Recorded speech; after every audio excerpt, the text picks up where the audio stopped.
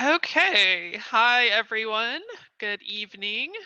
I decided this weekend to spend some time doing just some basic level general information. I have a lot of people that are asking me to reiterate and go a little slower on that. So I decided to just do a video exclusive to that that's separate from our daily review and our live trading stuff. So this video is just going to be exclusively going very slow through drawing ceilings and floors on a chart, what a chart is, the basic strategy that I use, and that's going to be all this is. This is just strictly a general information video that you can share and watch as much as you want. And this is not going to be any live trading or going over trades or anything like that. So I just wanted to be upfront about that so that you know what you're getting into. But if you are looking to fine tune those skills of learning how to draw zones and stuff, then this would be a great video. Or if you're wanting to bring someone else in that's brand new at this is a good video to share. So what are we looking at right now? This is Oanda. That's the computer software program. And you're looking at a bar chart right now. Now I'm going to try to remember not to use my mouse so much to point things out, because people have pointed out to me that a lot of times my mouse lags and doesn't keep up with where I'm pointing. So don't let that confuse you if I forget to not rely on my mouse so much. Sometimes it looks like I'm pointing to something differently than what I'm talking about because my mouse hasn't caught up to what I'm saying. So I'm going to try to be more cognizant of that, but I wanted to point that out too so that you don't get confused. So this that we're looking at right now is called a bar chart, or it might be called a candle chart. People call it different things. People call these candles, each one of these sticks here, the wick being the black part. Let me actually draw a box instead of using my mouse. And let me make this a bit more transparent so that it actually can be seen through. Okay, so a little purple box there, I have highlighted a wick, a candle wick. So anytime I am saying wick, I'm referring to those black lines. And by the way, just a platform tip, you're going to notice that my bars are blue and red. When you first open a chart, in fact, let me just open one that I haven't done yet, because usually if you open that advanced charting, it'll open a new one. Well, looks like I've already edited that one too. I'll just keep going until I get a fresh one that I haven't touched yet. It always opens on a different monitor. It drives me crazy. Okay, when you first get an Oanda account and download the software and open up a chart, this is what it's going to look like. Much different from the charts that I'm showing you right now. So if you're wanting to change that, I mean, you might like it this way. Everyone's different on what they want to see. I don't like all this clutter, and I don't like these muted colors, and I like blue more than green, so I changed all of this. To do that, you just go to your chart, right click, go to this option that says properties, and you can change that. You can change the green to blue, the borders. If you want your borders to be a different color, you can keep them a different color. I also make this a more vibrant red, and I make the wicks black. The other thing I do is under background, I change, let's see, I keep the vertical lines, but I don't like the horizontal ones. So I take the horizontal ones out. So that's why you'll see mine is different than what you open up when you first get Oanda. So I just wanted to point that out as a tip. Let me close out these extra ones that I don't need. And this drives me crazy when it highlights and I don't know what it wants me to look at and why it's blinking at me, but it drives me nuts. Stop blinking at me. Oh well, we'll just have to deal with it. All right, so here in this purple box is a wick. The body, known as the candle body, is the colored part that I'm highlighting there in the purple. What is this information telling you? Why do you care? I found this little illustration, just Googling it, to try to find a really easy, simplistic way of explaining what a candle is showing you. Every candle is demonstrating price action during a specific period of time.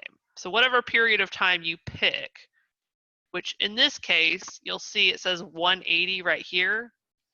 That's 180 minutes, which equates to 3 hours. So you see up here at the very top, it says 3 hours on the top left. On the actual chart, it says 180, which demonstrates the number of minutes. What's that? What does that tell you? That tells you that one candle represents 3 hours of price action. So if we go back to this illustration, the red candles are downward movements. So it opened up here at the top of that candle base, the candle body. It closed down here right at the bottom of the red candle body. The wicks are showing you where the lowest price went at the bottom or the highest price at the top. So what this red candle is telling you is that at some point price went up to this point where the top of the wick is, and it went all the way down to this lowest point where the bottom wick is, but it did not close or open at those points. Since it's a downward moving candle, it opened up here at the top of the red and closed at the bottom of the red. Now it's switched for a green candle or a blue candle, in my case, because it's an upward moving candle. It opened at the bottom and closed at the top of the body. So that's what those candles are telling you. It's just a quick, easy way of demonstrating what happened in each of these 3-hour periods. Now you can change the time period to monthly, weekly, 3-hour, 4-hour. You can even go down to 10 seconds, 5 seconds, 30 seconds. So these time frames can be changed, but no matter what time frame you use, you're going to have these same red and blue or green and blue, green and red candles. So that's what we're looking at here, is a chart of price action showing how price moved in each of these time periods. For my basic strategy, my bread and butter is working from what I call floors and ceilings, which are my zones that are monthly and weekly zones overlapped. So as we walk through this, I'll talk more about what I mean by that. I even draw annual zones, my yearly zones. I don't encounter those very often, but I like to know where they are. And since I only have to change them and update them once a year, I just go ahead and draw them. So I'm going to start at my highest time frame and work my way down. This is a fresh pair. This is Aussie, and you know what? I don't even know what HKD is. Some of these currencies, these exotic ones, I'm not even sure what they are. But this is one that I have never done before, so it's a clean chart. It's fresh and new. I haven't touched it, so I decided to start with this one so that it's not so chaotic starting off the bat. So I'm going to go to an annual zone, a 12-month zone. So I'm going to put 12M here. And by the way, to do that, you just click on your chart, left click, and start typing 12M. And that gets you to a 12-month zone. Well, I say I haven't touched this, but it looks like actually I did already do some stuff on here. So I'm going to click this little trash can right here in the very bottom left-hand corner, and that clears off everything that's drawn on this chart. That way we can just start from a very fresh, clean, empty chart.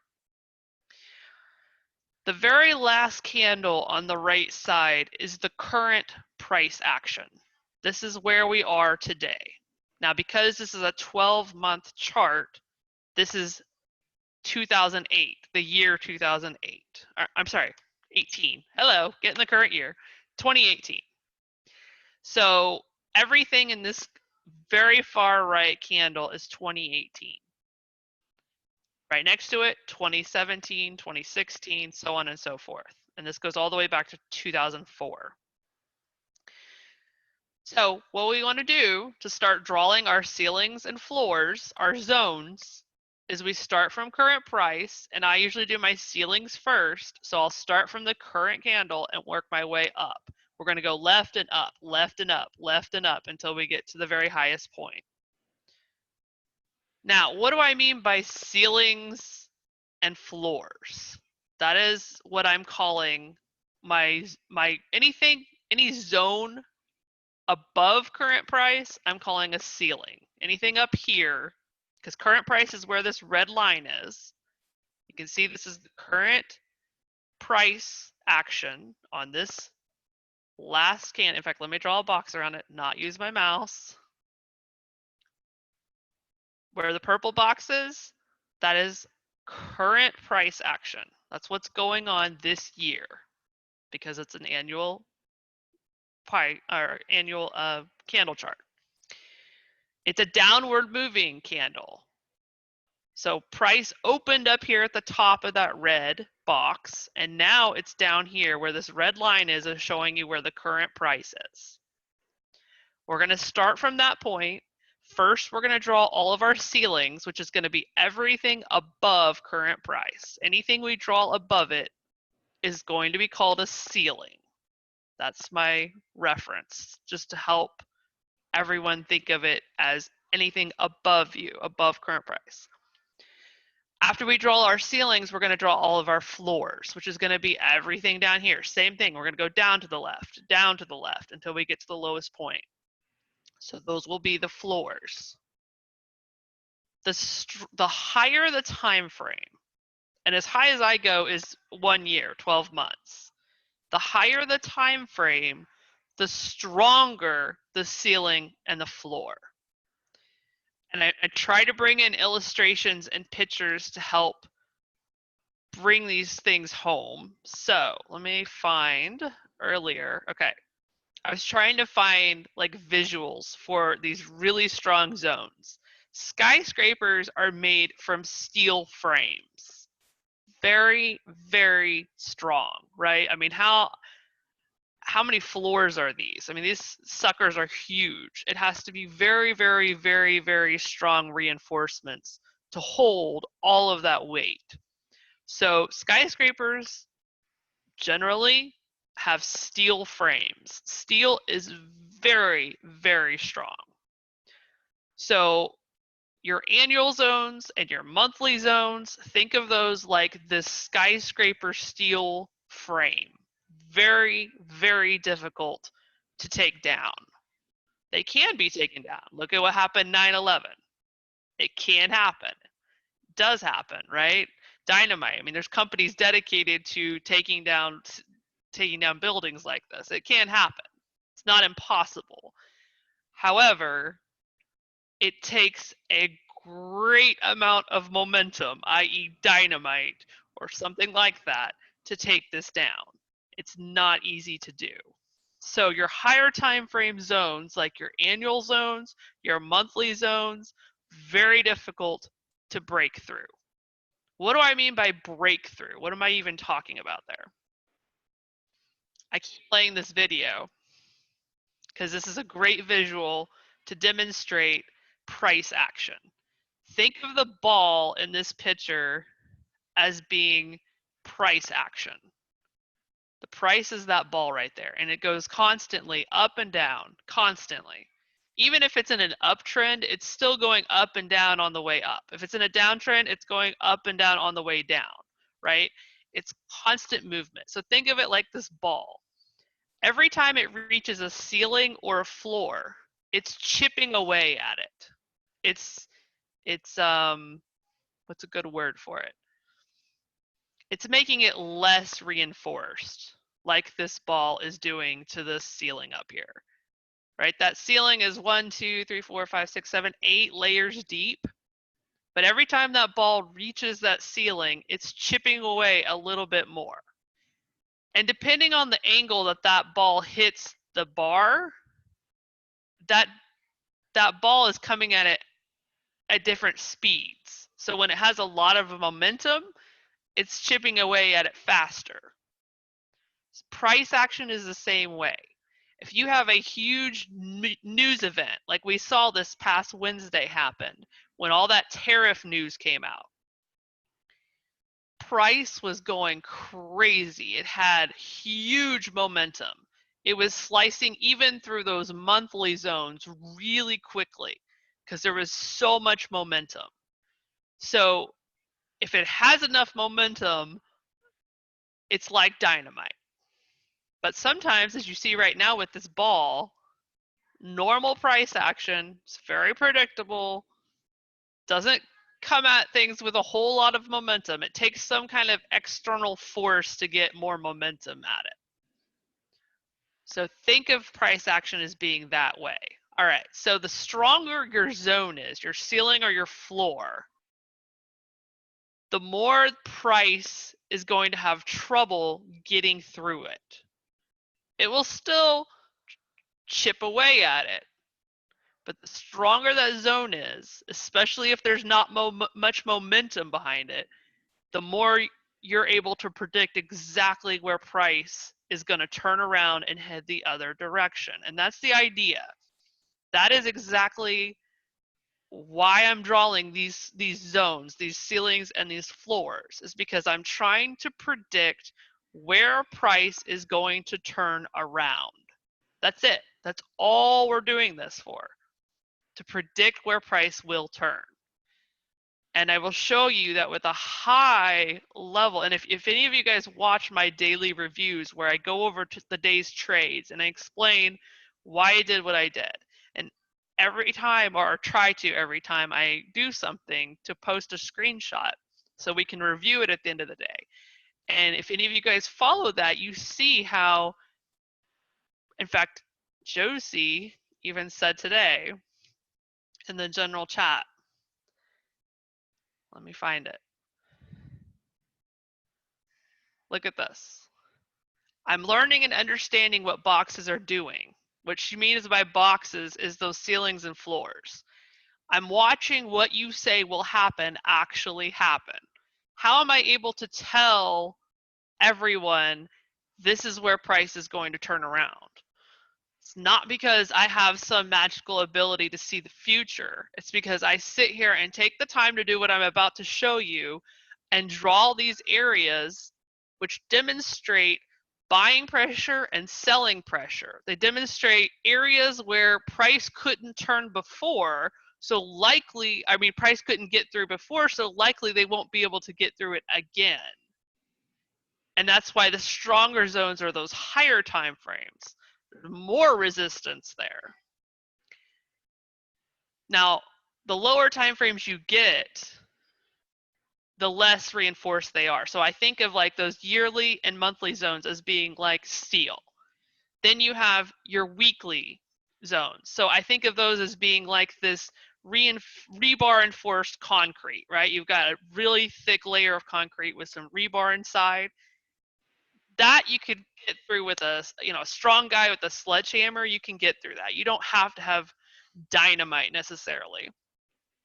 So it's still a very strong zone, but it's not quite as reinforced as the skyscraper, right? So this is your steel, your really high time frames.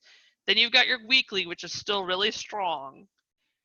Okay, and then you've got your daily. So maybe your daily is like, your brick or a double studded, 2x4 situation, something like that. Still strong, but you can get through that with a sledgehammer.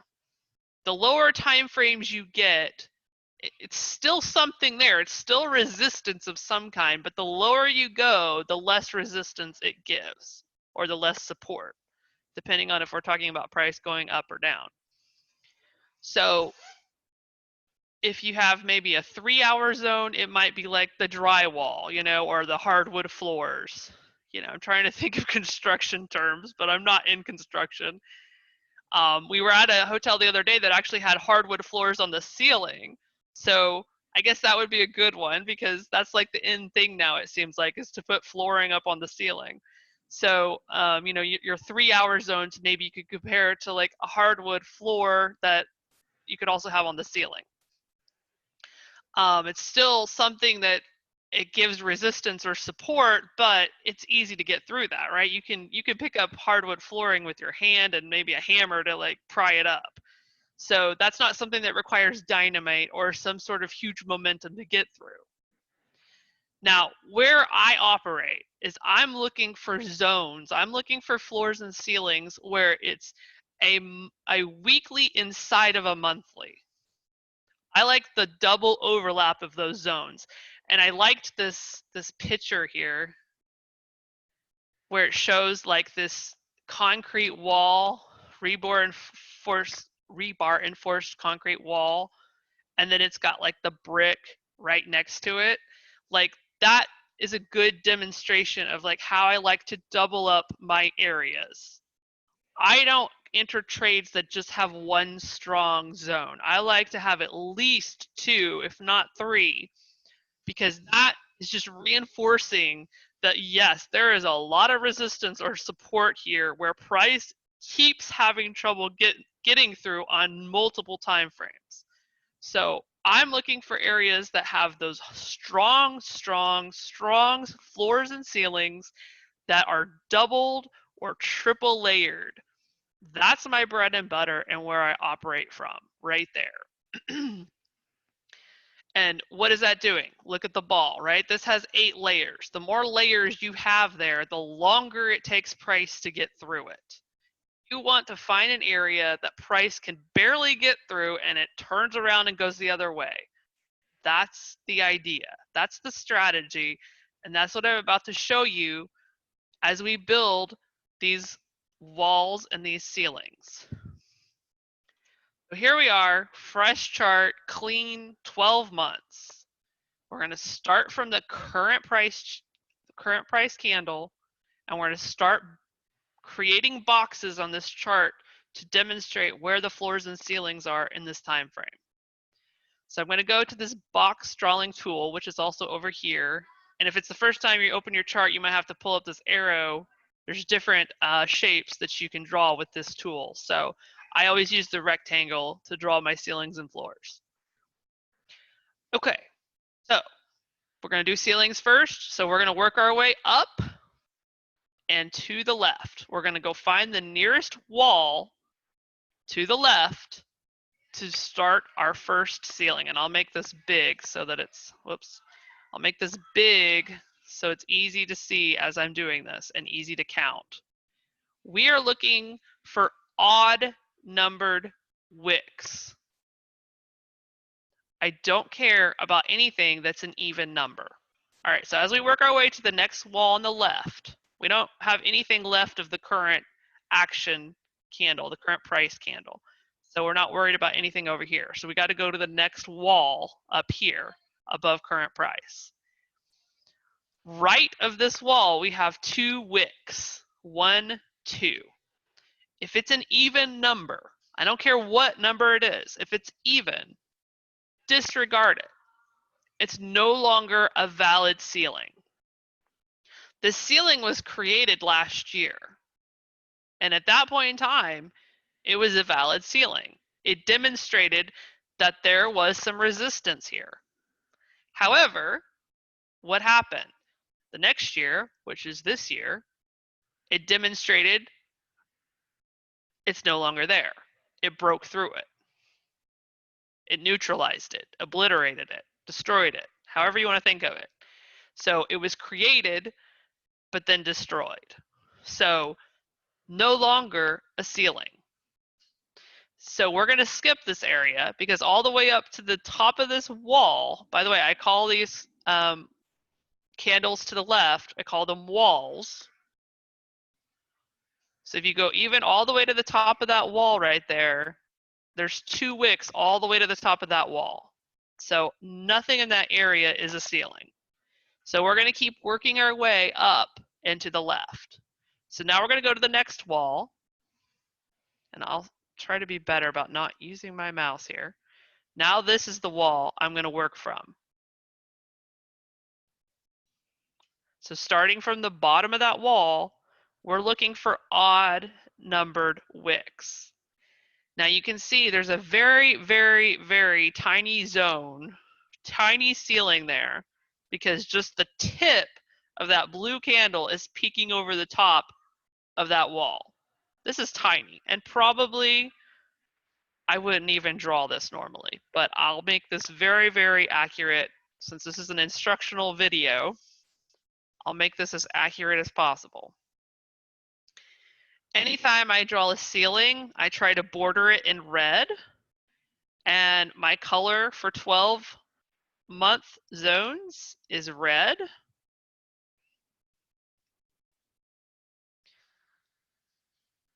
Anything in a box should be odd numbered. So you should be able to, I'll make this big since it's so tiny, this one. I'm going to make it really, really big so we can count these. Anything in a box should total an odd number. And I'm going to start from the wall. I always start my zones from a wall if at all possible. 1 wick, right there, that red one. 2 wicks, that's the blue one. And 3 wicks, the last red one. That right there is an odd number, so we're good. If you have anything but an odd number in a box, it's not, something's not right. That's not a ceiling or a floor. There should always be an odd number in the boxes. Okay, so continuing on from there, you see directly above that, we have that red wick, the red candle wick on the far right. That one still is reaching above that ceiling. So for a brief time there, there's still 2 wicks. Well, we're not interested in 2 wicks. So I am not going to draw anything in that little area where there's 2 wicks. But when it starts right here with just 1 wick, I am interested in that because that is an odd number. So I'm drawing another ceiling right there where there's only 1. So you can see at the bottom here, I have a count of 3. Then in the white area, I have a count of 2. And then when it goes down to 1, I have another ceiling. We're only interested in odd numbered wicks. All right, we're going to keep continuing to work our way up the walls and to the left. So now we're up to this wall, which I need another drawing tool. That's not my, I'm trying to think what I could use to circle things. Maybe I'll try the circle. I don't like this circle tool though, but we'll try it. See, this is just weird. Let's,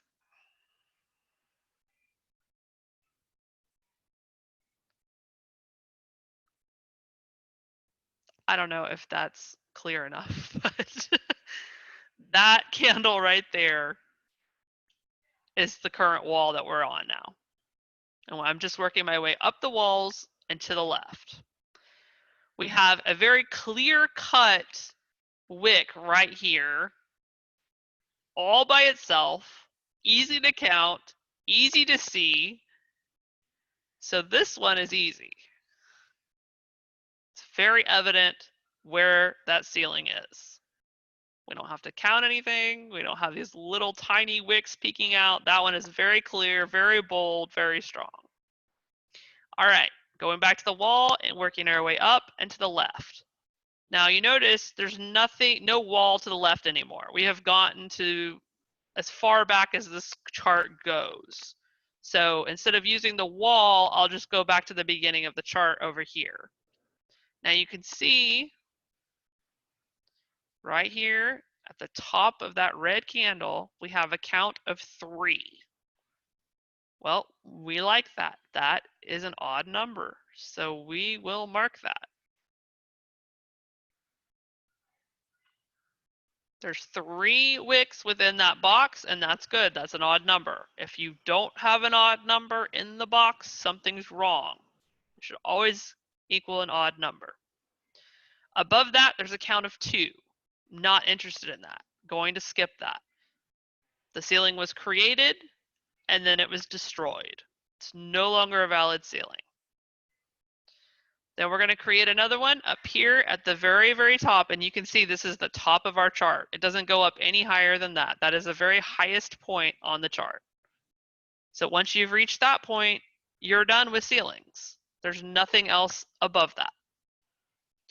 So let me condense this a little bit, and you'll be able to see that is all the ceilings for the 12-month time frame.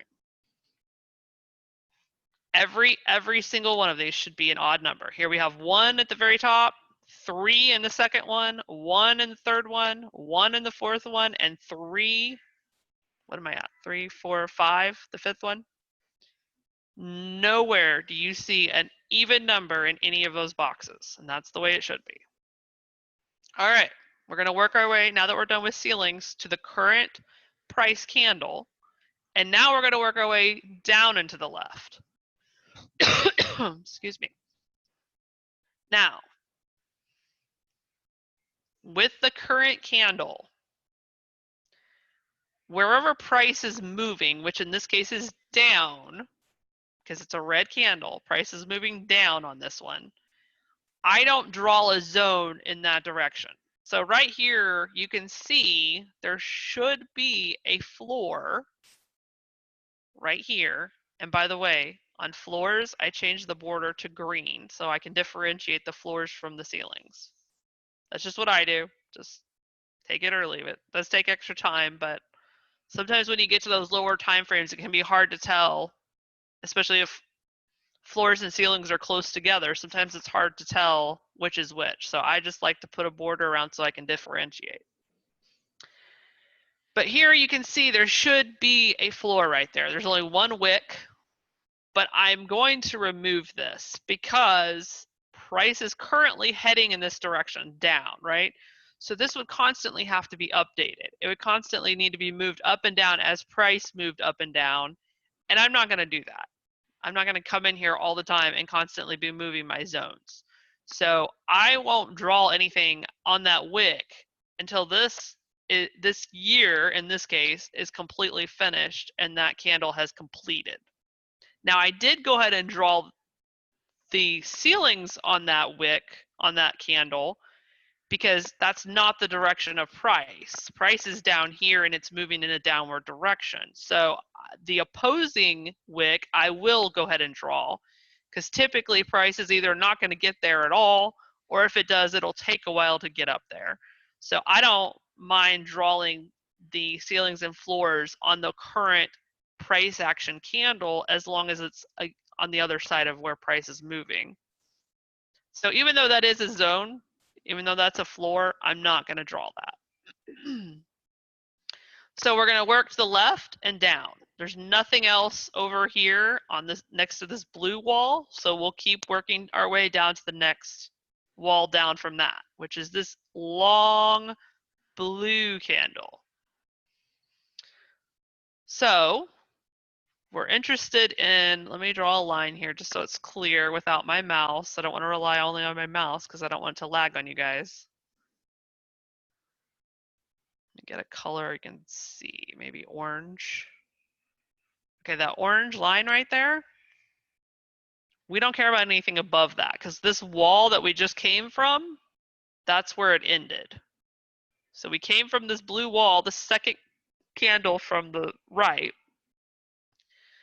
Anything higher than that point, we don't care about. So for example, this area right here, let me try to draw it. That area above the orange line that has 1 wick, I don't care about that because it's left of a wall. Irrelevant. A wall has already destroyed that area. So don't worry about that. We're only interested in everything that's down and to the left. So right there, there's 2 wicks. This whole area down to the end of this wall. 2 wicks all the way down. I don't care about that. The floor was created and then the floor was destroyed. So it's irrelevant for drawing a zone. So now we're going to work our way down this wall and to the left. But now we're out of walls. There's nothing over here, right? I can't go any further to a wall because there is no wall over there. So we're just going to pretend there's a wall over here at the very beginning, the very left of the chart, and we're going to count wicks from there. The very far left blue candle, we have a wick. 1, 2, 3, 4, 5. 5 is an even number. So we will draw until we get to the end of a candle. Now, I don't think Oanda will let me go any, yeah, it won't let me go any further left than that. I usually like to draw further left than the wick, but it won't let me, since that's the very last candle wick. So you can see there in that box, we have 1, 2, 3, 4, 5 wicks. That's good. It's an odd number. Now directly under that red box that I just drew, there's 1, 2, 3, 4. I don't care about that. It was created, destroyed, created, destroyed. No longer a relevant zone. Well, there's a very, very slight tip of that blue candle that peeks out a little bit further than this red one over here, but I'm not even going to bother drawing that. It's so insignificant and minuscule. Technically, there's 3 wicks in that area, but it's so small you probably wouldn't even be able to tell what color it is. So I'm not even going to bother with that. Beyond that, we have 2 long wicks going really, really far down. I don't care about 2 wicks. The floor was created and then it was destroyed. No longer relevant to me. So I'm going to go all the way down to this lowest candle wick and draw the very last floor where there's 1 wick by itself. That's all I care about. So that is all our floors right there, which there's only 2. We've got this one that has the 1 count. We've got this one that has 5, and everything else is an even number. So we don't care about it. And that right there is all of the 12-month zones. 12-month, I mean, I took a long time explaining it, but if you're just sitting here drawing it and you already know how to do this, it's super quick because there's not that many candles in a 12-month chart. And because of that, I go ahead and do all of them from the top to the bottom. I do not draw all the zones for 12 or for the monthly charts and the weekly charts. It would take forever. I just work from the nearest ceiling and floor of the higher time frame, and I just work between those 2. Otherwise, it would take forever to do them. Now that we have the 12-month zones done, these are, remember, the steel reinforcements. Very, very, very strong ceilings and floors. Price is not going to get through these very easily. Not at all. Working our way down, I'm going to go to the 1-month chart, which to do that, you just left click on your chart, click 1M, 1 month. M means month, not minute, it means month. If you want minute, you just type in the number. Like if you were to just type in 1, that would take you to 1 minute. But if you want month, you have to put the M. All right, and then I'll have to expand this out a little bit. The lower time frame you get, the more you got to expand these candles out. All right. Remember how I said I'm not going to draw all of them. I'm only going to go to the nearest floor and nearest ceiling. Now, since the nearest ceiling is so small, I'll go ahead and capture the next one up as well. So I'm really only concerned with the bottom of this red floor to the top of this red ceiling. If there's something maybe close to it that's just outside, I'll go ahead and draw it. But aside from that, I don't care about anything outside those boundaries. All right, we're going to start from current price. Remember, current price is this red line right here. You can see there's it's a very small candle body there, but it's there. This is a downward moving candle because it's red. So I will draw the ceiling, but I'm not going to draw the floor. So we're going to work on ceilings first. And I'm going to draw our first ceiling right there where there's one wick. Because this is a monthly chart, I'm going to use the color blue. By the way, I designate a specific color to each time frame so that when I'm looking at my charts, I can tell just by the colors what time frame it is, and therefore how strong of a ceiling or a floor it is. So I always use the same colors because I will confuse myself if I change things. So my red zones are my 12-month zones. My blue zones are my monthly zones. My weekly zones are brown. My daily zones are orange. My 3-hour zones are pink. My 30-minute zones are turquoise. And my 5-minute zones are green. So if you're ever looking at one of my charts, that's what the colors mean. Does that mean everyone needs to do that? No. Do whatever you want. You don't like my colors, or maybe you just want to do them all the same color. I don't care. Do what you want. I'm just telling you what I do. Take it or leave it. But that way, if you are looking at one of my charts, you know what I'm doing and you can see what zones I have drawn there. Also, as I've mentioned, because we're doing a ceiling, I'm going to make the border red. All right, so that is our first ceiling we have here above current price. Since we're doing ceilings, we're going to work our way left and up. Nothing else here right of this wall, so we're going to go up to the next wall. So looking right of this next wall, we have 2 wicks. Don't care about 2 wicks. The ceiling was created and then it was destroyed. I don't care about that area. However, a new ceiling was created right here where there's only 1 wick, so I do care about that.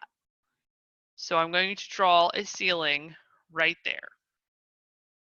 As I've stated numerous times, if you have any even numbers in these boxes, something's wrong. You should be able to count those lines and come up with an odd total. In this case, 1. All right, we're going to continue working our way up to the left.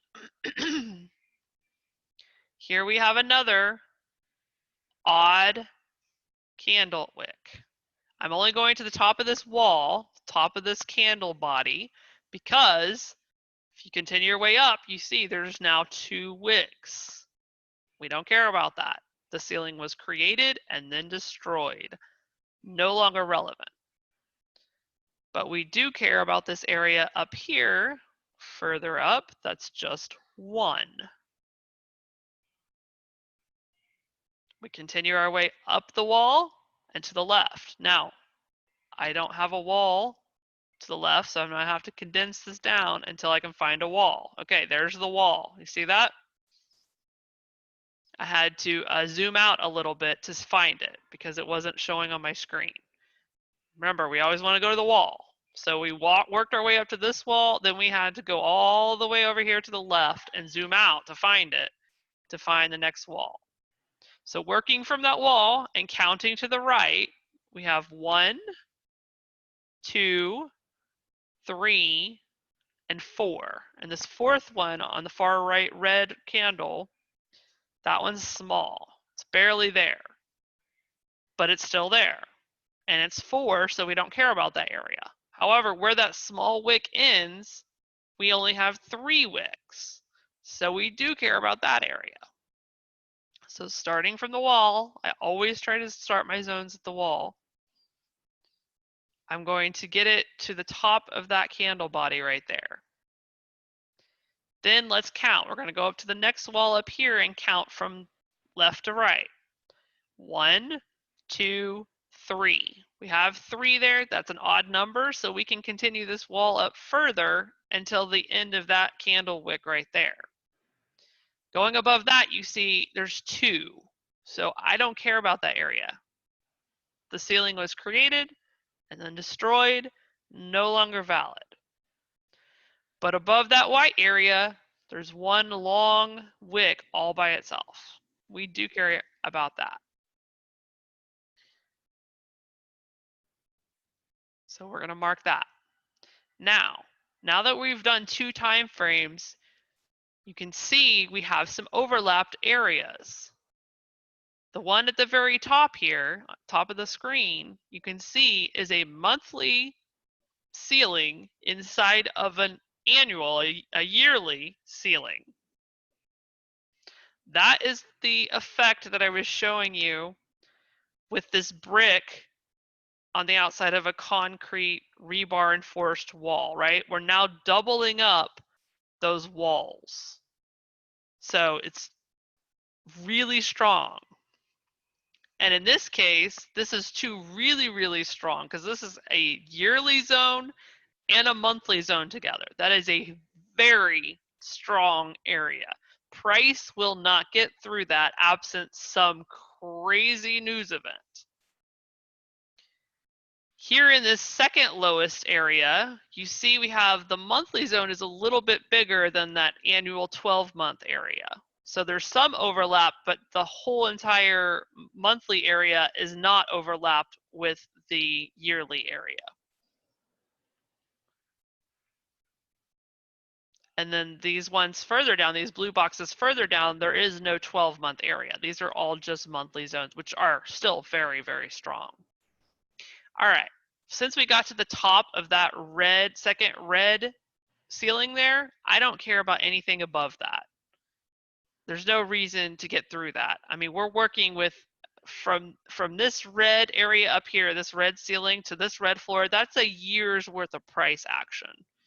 So don't waste your time. As far as I'm concerned, it'd be a waste of time right now to go any further up or down from these areas to continue drawing zones. If price happens to get there, then you can draw them. But more than likely, it's going to take a really long time for it to break either one of those red floors or ceilings. Okay. Remember how I said I don't worry about the current price action candle in the direction that it's headed? So I pretty much ignore this right here, this wick, because price is headed in that direction and it would just constantly have to be changed. So where that wall is, this blue wall, I'm just going to kind of ignore that area. Let me put a line there.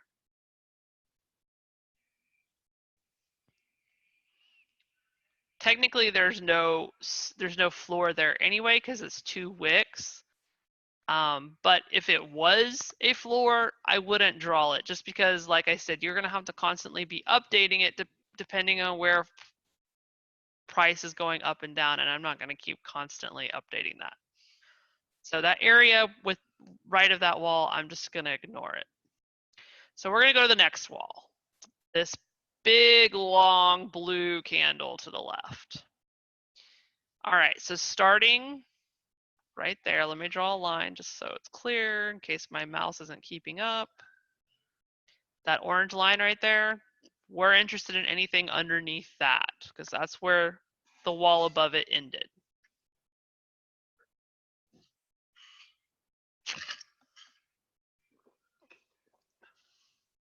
All right, so counting from left where the wall is to the right, we have 1, 2, 3, 4 wicks. Don't care about that. The floor was created, the floor was destroyed, the floor was created, the floor was destroyed. No longer relevant. So we're going to keep working our way down until we run out of a wick right there. Now you can see there is a very, very, very small tip of that blue wick right there. Let me just draw something on it so in case my mouse isn't keeping up, it's totally clear what we're talking about right there. That right there, if you can see, barely peaks below that orange line.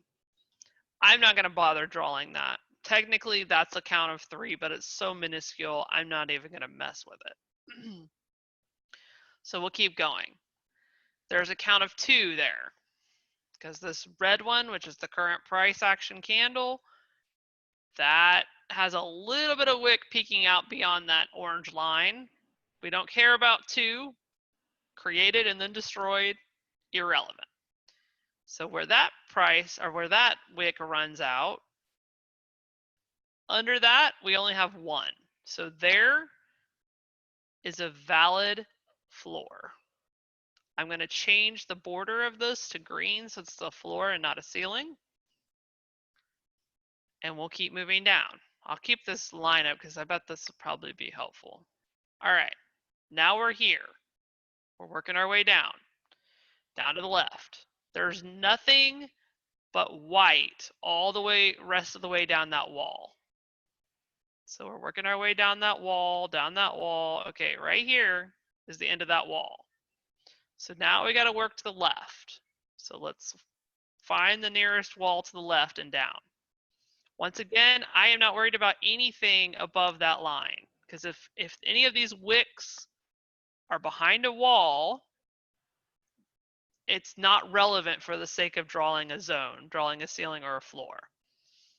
Now, you do need to pay attention to those when you're in your trade or thinking about entering a trade, because they can alter price movement.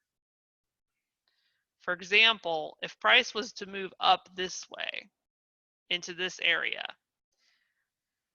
where this wick behind the wall is right there could alter price movement. In other words, if price was moving in an upward direction, it might have some trouble getting past that line, because there's a particular trading strategy out there called Fibonacci, and there may be other ones out there too, that specifically use wicks behind a wall. And those wicks behind the wall have screwed me up a couple times. So I always like to be aware of where they are. But for the purposes of drawing floors and ceilings, we don't care about anything behind walls. Just know where they are and watch for those when you're in your trades. Okay, so here we are at this orange line, working our way down to the next wall to the left. You can see, working our way right from that wall, counting, we have 1, 2, and 3. That third one being really small, but significant enough that I'm going to draw it. So there is a floor. We'll move this line down. See, we have 2, because that small wick ran out. Now we have a 2 count. Don't care about 2. The floor was created, and then it was destroyed. Whoops, moving the wrong thing here. Try to grab that line, and it doesn't want to do that. All right, we're going to move the line down until we get to the end of a candle wick. Right here, very, very minuscule zone right there, which I'll go ahead and draw it, but it starts from the bottom of this candle body to the bottom of that second candle wick. Very, very small. All right, we ran out of our wall, so we're going to go to the next wall, this next blue wall here. There's a very, very small 2 count right there, so we're going to take the wall under that and then capture this 1 wick by itself.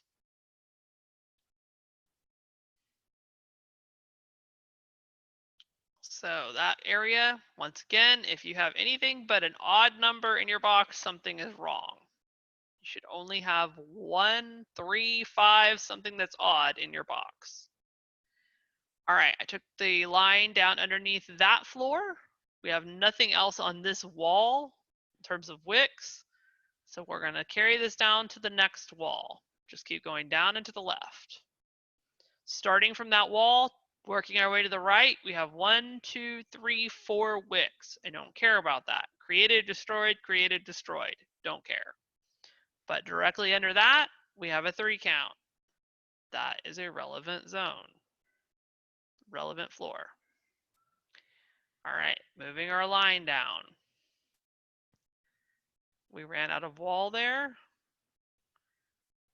I'm going to trouble seeing my line now. We got to take our line and we're going to have to move this or condense it until we can find the next wall. Okay, we got to go all the way over here to find the next wall. So moving from that wall to the right, let's count. 1, 2, 3. That's a valid zone because we are looking for odd numbers. Okay, we'll carry, in fact, well, I guess there's a little bit of a, I'm going to expand this out so we can see it. There's a little bit of a 2 count there. So I'm going to take this down a little bit so I don't capture that. There's 2 and then there's 4. So those are even, so I don't want those in a box. Sometimes you have to make this really big to see them. All right, under this orange line, as you can see, that's 2, 2, 2, 2. Don't care about that. But at the end of that wall, right here, we get 3 for a brief time right there. We have 3.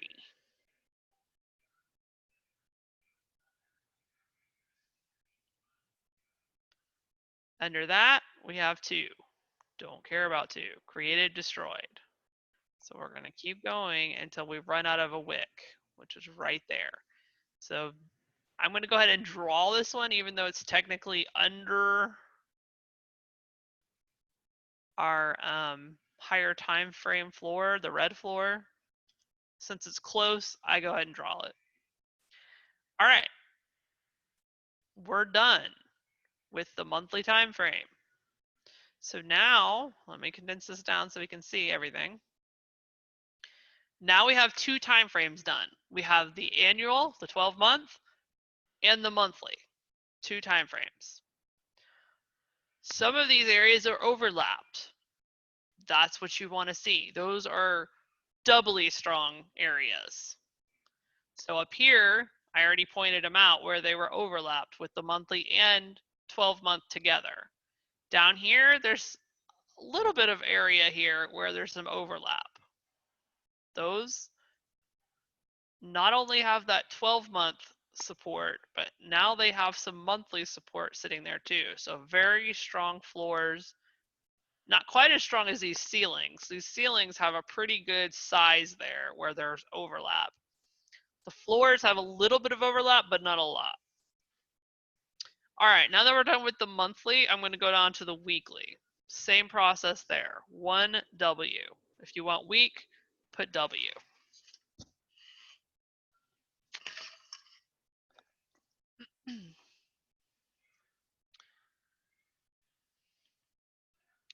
Same exact process here. And again, I'm really only concerned about the areas that are close to current price.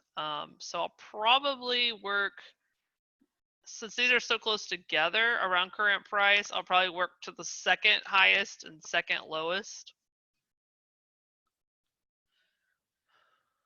All right, same process. We're just going to start from current price, which is right here at this red line. We're going to do ceilings first, so we're going to work our way up and to the left. And I'll draw another orange line to help us along the way. All right, so let's get this really big because some of these are minuscule here. This is the current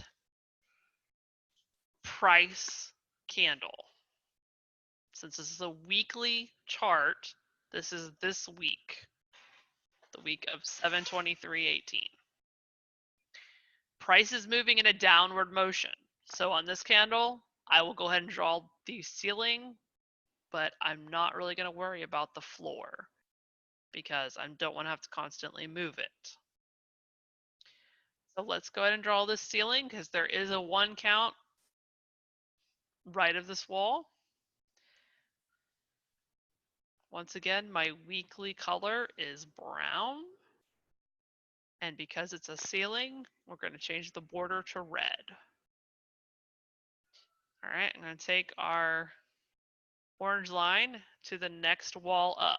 So we're going up to the left for ceilings. All right, so going to that wall and working our way right to count 1, 2 wicks. Don't care about that. The ceiling was created and then destroyed. Don't care about that. No longer valid. So we're going to move our orange line up and then to the left to the nearest wall. Starting from that wall, we're going to count to the right. 1, 2, 3, 4. I don't care about 4. Created, destroyed, no longer a valid ceiling. So we'll work our way up and to the left to the next wall.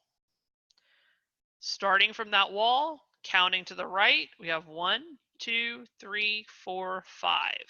Okay, 5 is an odd number, so that is a ceiling. So that area that has 5, we're going to capture that in a box. That's a ceiling. Let's see, for a brief moment, there's 4. And then there's a very, very, very tiny tip of a wick that makes it 3, but it's so small, I'm not even going to worry about it. So let's go ahead and go to the next wall to the left, and then we're going to count to the right. 1, 2, 3. There's 3 wicks right there. That is a valid ceiling. So anything in a box should be an odd number. Coming to the top of that, we have a 2 count. Starting from the wall and counting to the right, 1, 2. Don't care about 2. Created, destroyed. No longer a valid ceiling. But we do want to capture this one big wick that sticks out all by itself. Okay, so what are we looking at here? We now have 1, 2, 3, 4 weekly ceilings inside of a monthly ceiling. That is good reinforcement here. However, I don't know if you notice, but it's very close to a monthly floor. So you have a monthly ceiling almost on top of a monthly floor. And what do you see price doing there? Basically going sideways.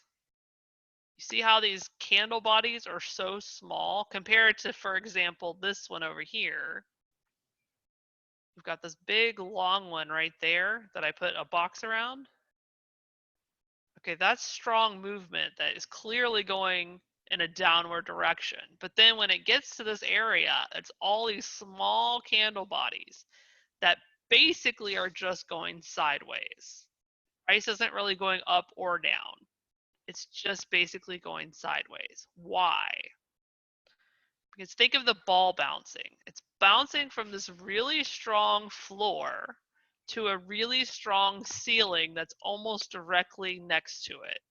So the ball is literally just, maybe I can even just show a demonstration here. You can see here the lowest price, here, covering up my tools here. Then it came from there, it bounced down here. This is like the ball. Remember the ball? What is price doing here? It's like the ball I showed you. It's just bouncing. Think of this ball. It's going to really, really strong floor to a really, really high ceiling.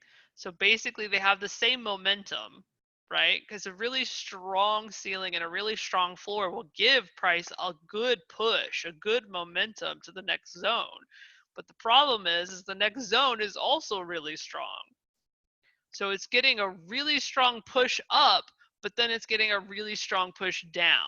So it really has nowhere to go. It's just bouncing between these two really, really strong zones. Really strong ceiling up here, a really strong floor down here, and it's trying to eat through it, but it's like that ball. It just chips away at it.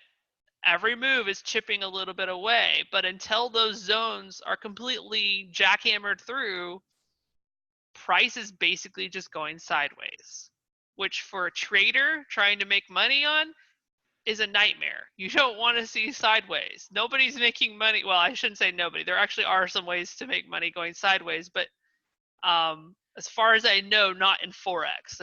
It's my understanding you can do that in options, that there are ways to make money in options when it goes sideways. But as far as I know, and maybe somebody can correct me if I'm wrong, I have not heard of a strategy you can use in Forex when price is just going sideways. You want to see big, strong moves. That's when you make your money. It doesn't even matter if it goes up or down. You can make money either way, but When it moves sideways, that's not what you want to see. So, but price is very predictable. It moves in a very predictable way. So you can see that's exactly why it's just doing this sideways action right now. It's just bouncing between these really strong floors and ceilings. All right, I am not gonna, well, I guess I said on this one, since it's so close together, I'll go ahead and go up to this area. So we'll continue doing ceilings up through there. All right, let me get my line back. So continuing up, we have nothing but air right here. So we don't care about anything else in that wall area. So we're going to take it up to the next wall, and we'll count from the wall to the right. Right there we have 1, 2, 3. So there is a weekly ceiling right there. Beyond that, we have 2. Starting from the wall and counting to the right, 1, 2. We don't care about that. Created, destroyed, no longer relevant. But we do have this really nice 1 count candle, which will start from the wall. And then beyond that, whoops, wrong thing. Gotta grab it here. Going up to the next wall, you see there's a count of 2. Created, destroyed, not relevant. And I'm not gonna go any higher than that. All right, so those are all of our weekly ceilings. All the brown colors are weekly. So we'll go back to current price and work our way down and to the left, which I gotta zoom out a little bit because the wall is all the way back over here. Now, remember what I said about not worrying about that area where price is moving, because I'm not going to constantly keep updating that as price moves. So below that point. Not to say that price isn't going to react to whatever's going on there, but I'm just not going to constantly be updating it. So I'm just basically, I might miss out on a trade or two here and there by not drawing those zones or paying attention to them, but I would rather just take some area further down that I know for sure and I don't have to constantly change. That's just me. Do what you want with it, draw them however you want. If you want to take into consideration the current candle, go for it. All right. Working our way down into the left. Here we are down here on this blue wall under this orange line. So we're going to count from that blue wall to the right. And there's a lot of wicks here you can see. The number doesn't matter. What matters is it odd or even? Because really it's just that last wick that creates an odd number that proves there is either support or resistance there. Everything prior to that negated each other. It neutralized it. But that last wick, as long as it's an odd number, has recreated or proven there is still resistance there. So working our way from that blue candle, which is the wall, we're going to count. 1, 2, 3, 4, 5, 6, 7, 8, 9. That's an odd number, so that is indeed a floor. We're just going to take this floor down until we run out of a wick, which would be right there. We'll carry our orange line underneath that. That's tracking with us. And we'll count everything under that. 1, 2, 3, 4, 5, 6, 7, 8. But you see that 8 count doesn't last long because that blue candled wick just barely peeks out there, and then we've got an odd number again once that ends. So we'll take that area under that. So it's going to be a very small sliver. And really, you probably could just forget that little white area there and just take your zone all the way through. But we'll be very specific and accurate here for training purposes. All right, counting under that orange line. 1, 2, 3, 4, 5, 6. But where that last 6th wick ends, we have an odd number again.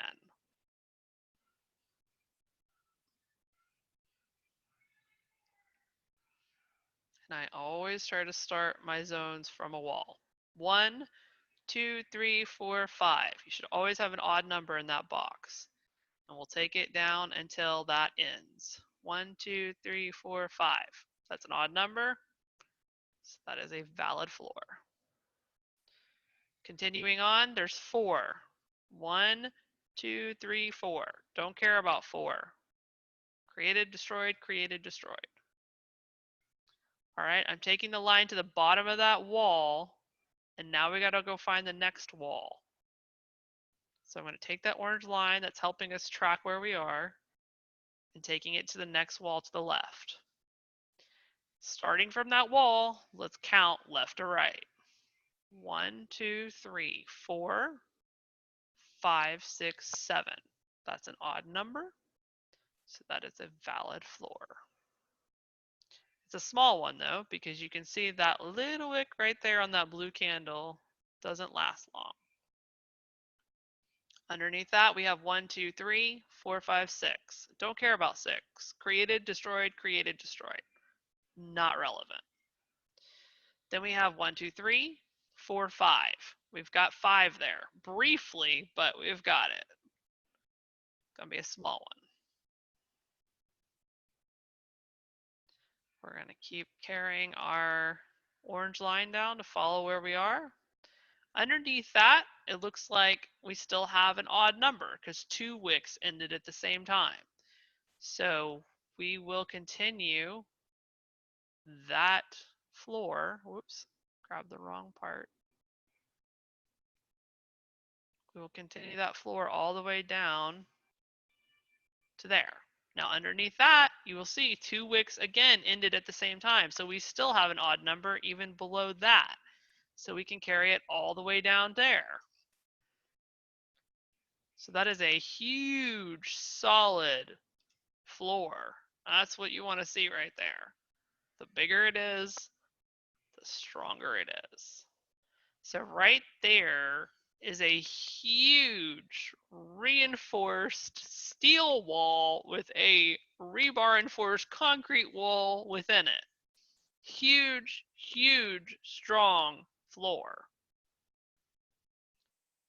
Now I don't draw any lower than the weekly. I used to do daily and then I've stopped doing that.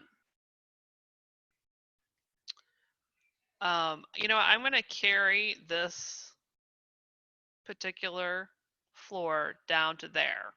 I'm going to take into account that wick behind the wall, which I said, I know I'm contradicting myself and saying not to pay attention to those. But if it happens to fall, this is kind of like one of my exceptions. If it happens to fall within 2 zones like that, that wick behind the wall, I'll go ahead and encompass it. So there's certain situations where I do take it into account. I mean, I take it into account always when I'm in a trade, but for zoning purposes, I don't normally. But there are instances when I do. So I'm just going to go ahead and take that down all the way there to that 1 count wick. So this is a very, very, very, very strong area down here. As I said, I don't worry about drawing anything below weekly time frame. Once I'm in a trade, I go all the way, sometimes down to 5 minutes. Most of the time, I only go down to a 30-minute time frame. But for the purposes of doing this just on a weekly basis and setting, what I do is I set a little what I call notification trade to alert me when price reaches one of the zones I like to trade from. So let me show you what I mean by that. I operate from these zones where there's a monthly and a weekly overlapped. I don't like to trade from anywhere else. Now, in this case, as I pointed out earlier, we have a floor right by a ceiling. It looked like price had a little bit of trouble getting beyond this point at the beginning of this monthly zone. I'm going to go a little bit below that. Normally, I would take the area right there where they intersect and overlap, but because that ceiling is so close, I'm going to go a little bit lower than that because I want to make sure price breaks where it was before it alerts me. So I will always say I am not advising anyone. Nothing I'm saying or doing on any of my videos, including this one, is advice. I'm simply demonstrating what I do. Take it or leave it. Take pieces of it, mold this into your own strategy. Not advising, just showing you what I do. So I'm going to actually click on this little plus sign and put a buy order in. I typically like to put enough units in here to make it worth 1 cent per pip. But in this case, I'm guessing this is going to be way too many units to get to one. Because this is an exotic pair, it takes a lot of units to get to 1 cent. So I'll just go ahead and make it 10 units. You can see it's only using 37 cents of my margin. I will take up 37 cents of my margin just to give me the benefit of having a notification of when price enters that area. What do I mean by that? When price comes down here to that area where that buy limit order is, what's going to happen is I'm going to be in that trade at that point, and I have the Oanda app on my phone. So wherever I am, I'll almost always have my phone with me. So I will see a notification hit on my phone that will tell me I'm in the trade. When I go to look at my positions in Oanda to figure out, okay, what did I just get into? I will see it's only 10 units. Well, that tells me this isn't a real position that I had set up somewhere. This is just a notification trade letting me know this pair, and when I say pair, I'm talking about the pair of currencies, the Aussie, Hong Kong. Brittany just pointed it out in the chat when I was saying I didn't know what this was. It's the Hong Kong dollar. So whenever I see, okay, the Aussie Hong Kong dollar just triggered for 10 units, all that's telling me is, okay, we've just entered a zone where there's a monthly and weekly overlap. That's all that's telling me. At that point, what I try to do, what I should do is go open up the chart and update all my zones, including my daily and probably my 3-hour zones before I do anything else. Now, do I do that all the time? No, I should, but I don't. A lot of times I just jump in the trade, especially if I'm out and about and I'm not in front of my computer. A lot of times I just throw money at it and then figure it out later. Not advising, just telling you what usually happens. But ideally, I would actually chart all my zones down to maybe 30-minute or 3-hour, see where everything's at, see, because like I said, price is very predictable. So you can tell based on where the zones are and how strong they are, what price is going to do. The main thing that I like to look at before I jump full force into a trade is how much profit potential is there. This happens to be a good example of where I probably wouldn't want to jump into this because, again, this is just that ball bouncing back and forth in a very small area between two strong zones. It's basically going sideways. Now, if it does drop down to this area where I've put the buy limit, I'm basically picking the extreme end of where price goes. So there's still some money to be made there. I mean, because if it goes from that point, where's the next candle? The next candle ended here. That's not a huge move. Let's measure it with the measuring tool. It's not a ginormous move, but you can definitely make some money there. But this is why I wanted to pick an area that was under where it had gone before. I want to make sure I can take, if I do get into this, that I can get as much profit potential as I can before it hits a heavy duty ceiling. So that's the main thing I'm looking at whenever I open up the chart to see what I want to do. I'm looking to see how much profit potential. Ideally, you'll go a long way before you'll see another strong ceiling. You know, if you're in a buy order going long, in other words, you want price to go up, you don't want there to be a ceiling for a while. Like ideally, this one at where current price is wouldn't even be here. Let's say that wasn't there at all, and the next highest ceiling was all the way up here. Let me draw a line instead of using my mouse. Keep forgetting. Let's say where that orange line was. Say that was the first ceiling. That would be beautiful. Because look at all that space that it has to go before it hits that huge resistance. But sadly, that's not the case here.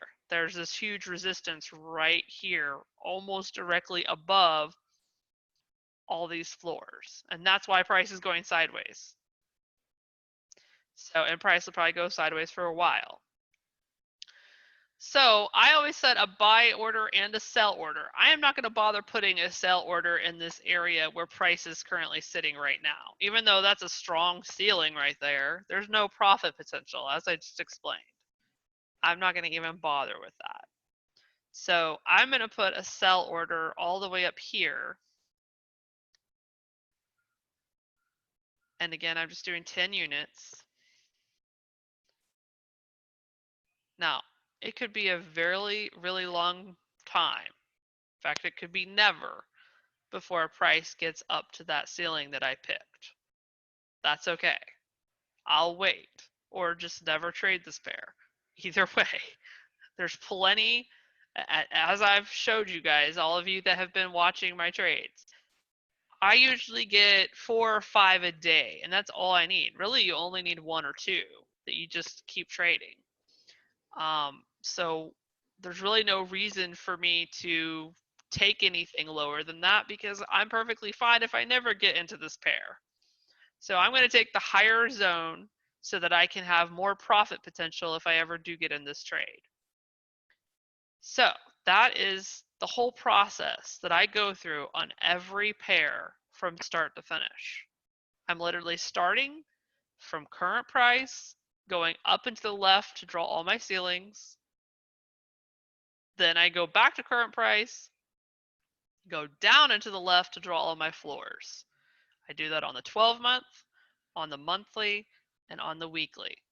Once I have the weekly done, I find areas where there's a monthly and weekly overlap and areas where, as I just showed you, I feel comfortable with. I don't feel comfortable with this one right where current price is, so I went up further. So find a good area where there's good profit potential and that weekly, monthly overlap, and that's where I set those little notification trades, just those small 10, 50 unit orders sitting there ready and waiting for when price gets to those areas. Once that happens, it'll send a notification to my phone. Ideally, I'll come on the computer and I'll look at the charts and draw my daily zones and my 3-hour zones, and I'll say yay or nay depending on how much profit potential, and then decide how much I want to get into this trade. And you'll see I do all kinds of different position sizes, which people have asked me, how do you decide how much to put in? It's usually strictly based on how much I like what I see. If I see a beautiful floor or ceiling that's strong, strong, strong, strong, strong, and it's a long, long time before price is going to hit the opposing zone, like the opposing floor or ceiling, whichever direction it's going. If there's lots of air there, that's beautiful. That's what you want to see. You just want to see nothing but air, like this area right here. I'll draw a box, right? That area right there, that area is just clear and beautiful, right? Right there. Now, there may be something in a lower time frame. I only went down to weekly. So once I'm in this little notification trade, that's why I go draw smaller time frames, because there could be a daily zone somewhere in there, and those are strong too. They're not as strong, but they're still strong. All right, I still have questions here. Explain why it's not a strong. Is this, you probably wrote this earlier and I didn't catch it, sorry. Can you explain why the zone, the floor or ceiling, has to contain an odd number of wicks? And how do you decide on this currency? You're not listening. No, sorry. I was trying to, I'm not very good at multitasking. Did I answer any of those questions, or do you still have all those questions? In terms of the currency, the only reason why I picked this one to chart is because I've never touched this chart, and it was nice and white, and nothing had been done to it, because I'll show you the ones that I've already charted, and I didn't want to start with something like chaotic like this. I wanted to start with a fresh, clean one, so I just found a currency that I hadn't touched yet. So that was the only reason. But I eventually I want to get to where I've charted every single one. It just takes so much time, as you can see. I mean, I'm spending a lot of time explaining it right now, but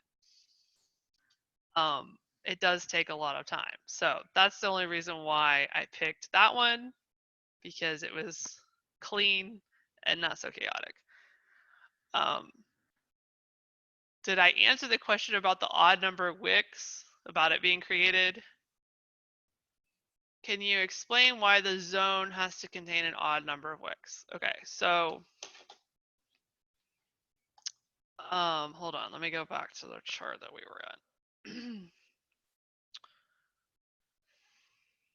By the way, you can see how well I'm doing in that great Aussie CAD trade. I'm like $3,500 down in that one right now.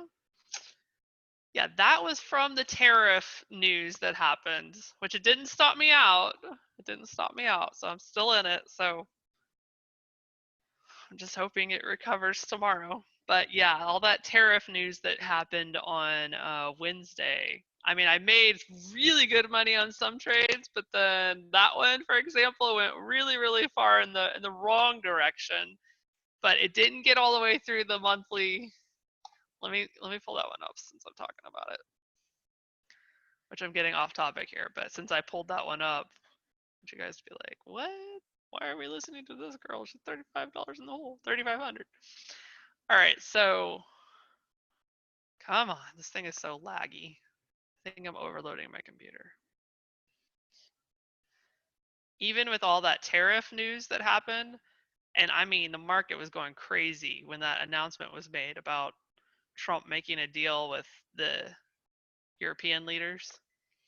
So you can see, look at how reinforced this floor is right here. I have monthly zones, which are the blue ones, the weekly, which is the brown, the orange is my daily color, so there's some dailies in there, the pink is my 3 hours, so there's a lot of floor reinforcement here. Okay, price only made it right there. Do you see that orange line that I just created right there?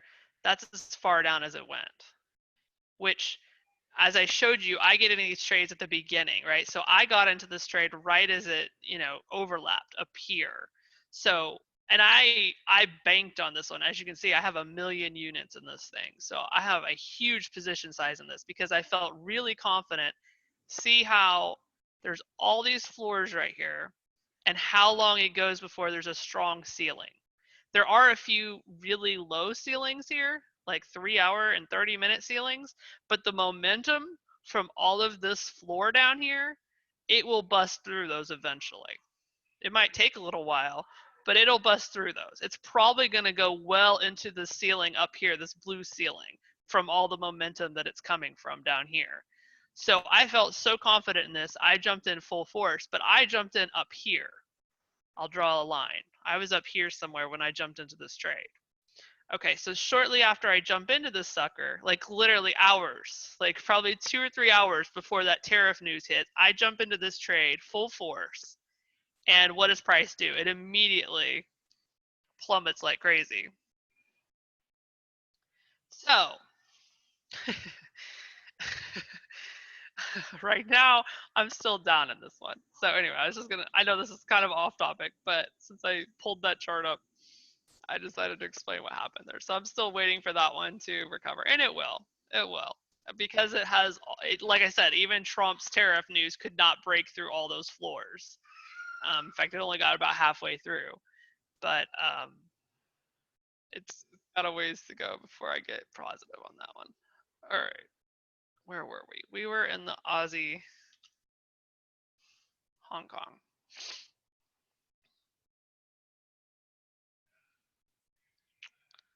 And I hate when I type this in, it doesn't automatically go to it. You have to actually click on it. It just kind of shows it on the chart, and then you have to actually click on it. Okay. All right. More questions here. We just know it's created, destroyed.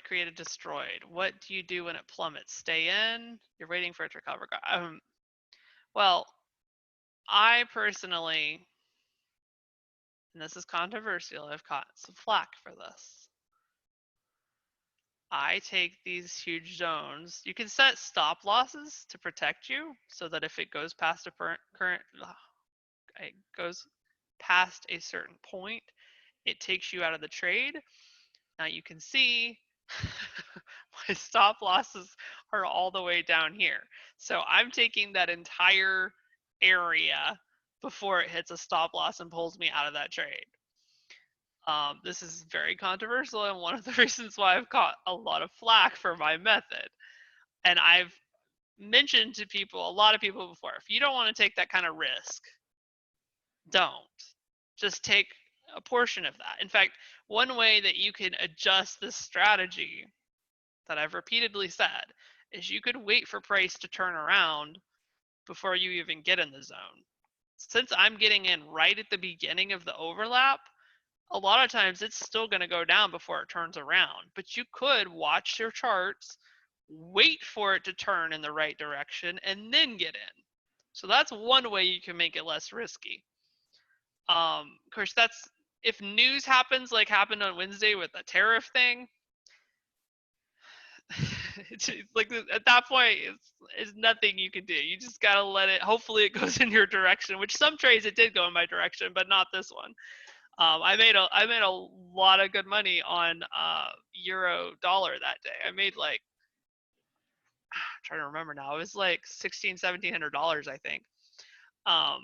So some of the news that day, some of the trades that I did on that news day went great. But when news happens, you're just at the mercy of the market, and it's got a lot of momentum when news like that comes out. So whatever direction it's going to go full force. Now that being said, when it goes that fast, it's not creating any ceilings or floors.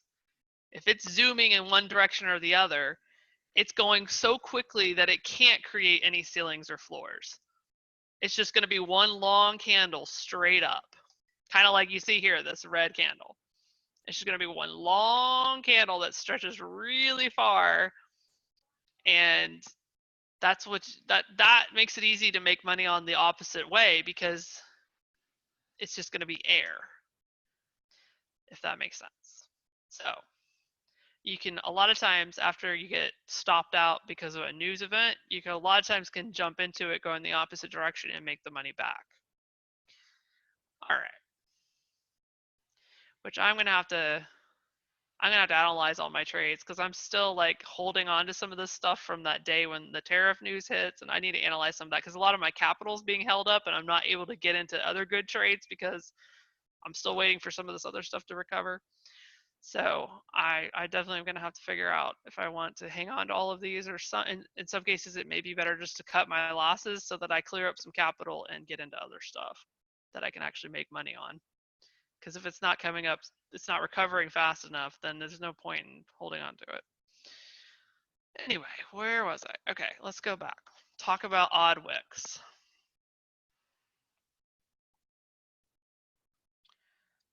Okay.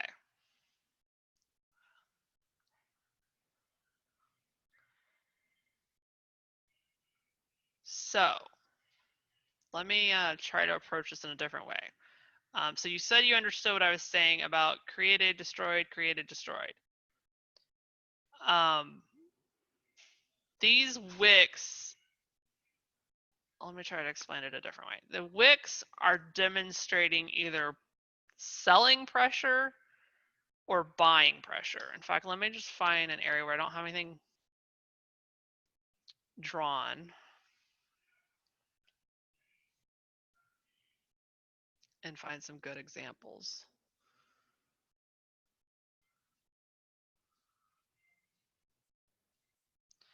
Okay, let's take this one right here. This is a good example of this blue wick or candle right here.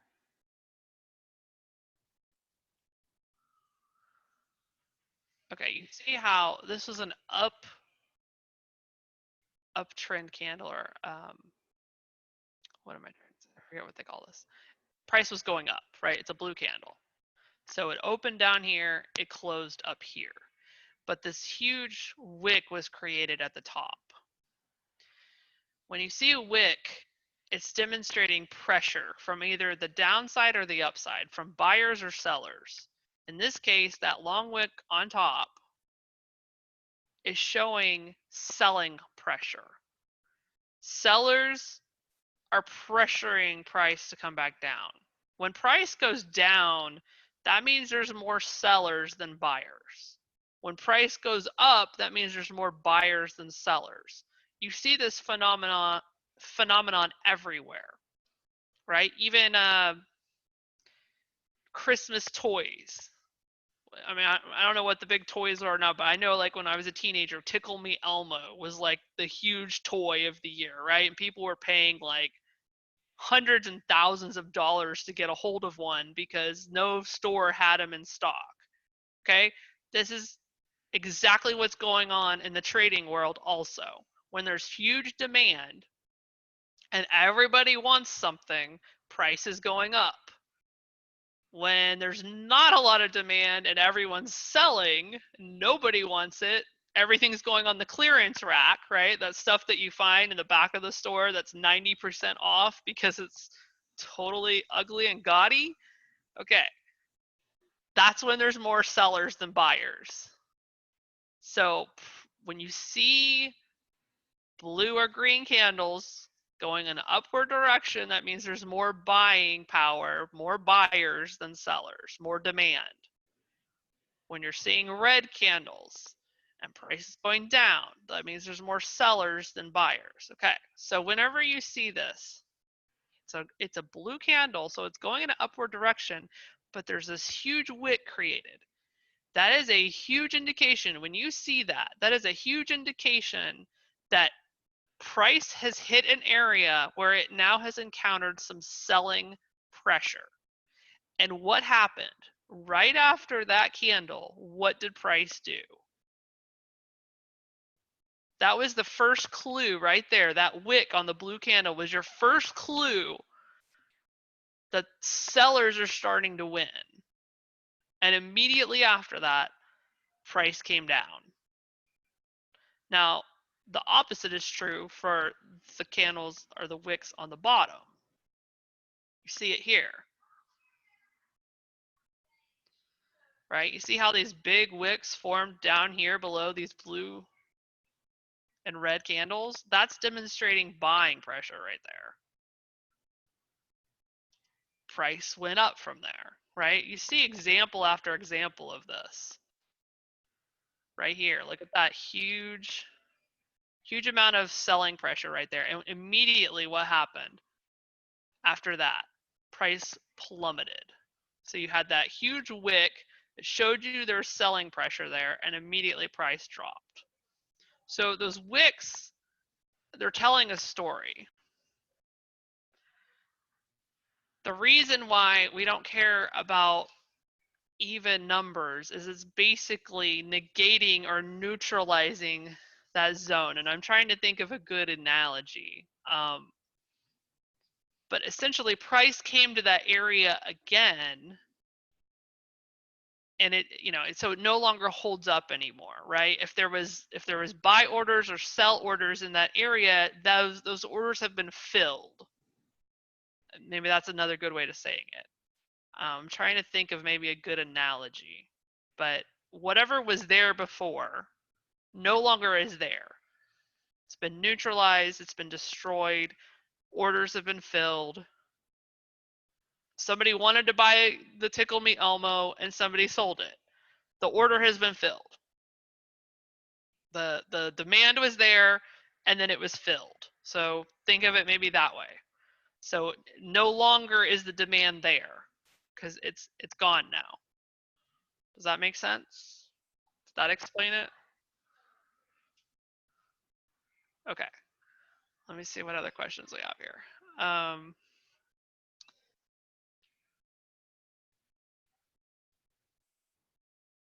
What do you recommend for demo trading with fake money so I can practice? With Oanda, somebody said you had to have a minimum of $100 to open it. So just open it with $100 or whatever the minimum is, and you get a practice account with it. And your practice account, I believe, I could be wrong, but I believe you can set the number at whatever you want. Now, I've heard instructors recommend that you set your practice account and what you'll actually be trading at so that you're used to trading in those numbers and those units. One thing I'll point out is the beauty of Forex and the way that it, in my mind, supersedes other asset classes like stocks and options and futures and all these other things you can trade. This is a completely scalable asset. The unit of measurement that Forex uses is called a pip, P-I-P. You can make a pip worth anything. I know there's a max, but I don't know what the max is. You can make a pip worth a decimal of a cent, as we've seen. You have one unit in here, and it's something less than a penny. You can set an order for one unit, which is less than a penny, and you can trade with that. Now, if you put maybe 1,000 in here, put 1,000 units, you're finally up to a penny. But you can make this worth, which I don't have enough money to do, but let's see if we can get it up more. I don't have any margin right now, but there it's worth 4 pennies. So you can just keep going up and up and up and up and up and up and make this worth. I mean, I've traded pips that are worth like hundreds of dollars each. Okay, so what's a pip? And this is, let me go to one that's not an exotic. Let's say the dollar CAD.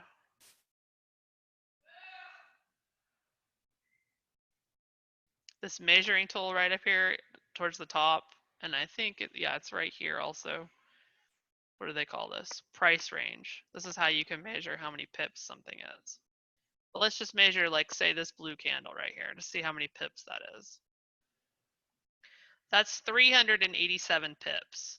You ignore the last number, that 5, it's a decimal. So this is 387 pips. So that candle right there, which is a week long, this is a week-long price movement. So in that week, which was in December 2015, this one right here, it moved 387 pips, I think it was. All right, well, if your pip is worth 1 cent, then, I mean, what is that? $3.87? That's not much. But if your pip is worth $100 each, you see how this can escalate quickly. Or if your pip is worth $1,000 each. This is a completely scalable asset. So you can literally make a pip worth anything up to a certain point, and I don't know the limit. So that's the beauty of this, is if you have $100 in your account, you can work with that because you can make a pip worth whatever you want. And as I've explained numerous times, it's all about percentages. And I'll pull up this goal spreadsheet that I created, which I need somebody that knows Excel really well to work on this for me, but it's good enough at least for me to demonstrate the principle I'm talking about.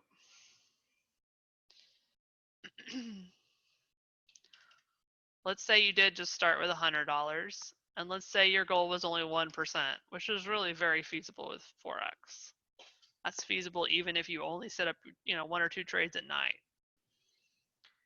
After a year of trading, which you see this is, if you don't know Excel, I have a lot of rows hidden here. You see how it jumps from row 9 to row 270? I just did that so I didn't have to scroll down to see the bottom. But this is 264 days of trading, which I calculated to be a year from whenever I started logging this, taking out the weekends, because Forex is closed during the weekends. So after 264 trading days, $100 is $1,200. If you don't add another thing to it and you're just trying to get 1% per day, well, that's an extra $100 a month. And let's say you just kept going with it for year 2. You put that 1283.07, you just kept it in there. All right, year 2, that's $16,000. If you just kept it in there, didn't add anything to it, and just consistently made 1%, which I was showing everybody. My husband has been making over 1% per day, and he hardly does anything. This was, let's see, the 26th. That was the last day I logged. I didn't do his Friday trades. In fact, I don't think he even did anything on Friday, so that's okay. But here you can see this was Thursday, I guess, the 26th, right? Was that Thursday? Yeah. He made 30 bucks. He had a $1,000 account, so it ended up being 2.7%. Only doing 3 trades, and he even took a loss on one of them. He still made almost 3% of his account in one day. And he doesn't do much with this. You can see he did a couple of trades at 6:30 p.m. He did one at 8 o'clock a.m. and that was it. That's all he did. The day before that, he only did one. 6 p.m. He made over 1%, almost 1.5% that day.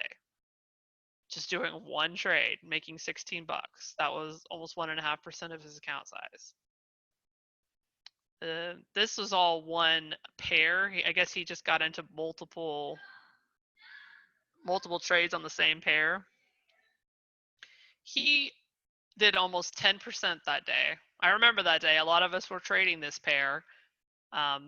We had a really good setup on that one, so we were trading that one for a couple of days. So he capitalized on that. I think this was while we were on vacation, so he had more time to do things as I was doing them.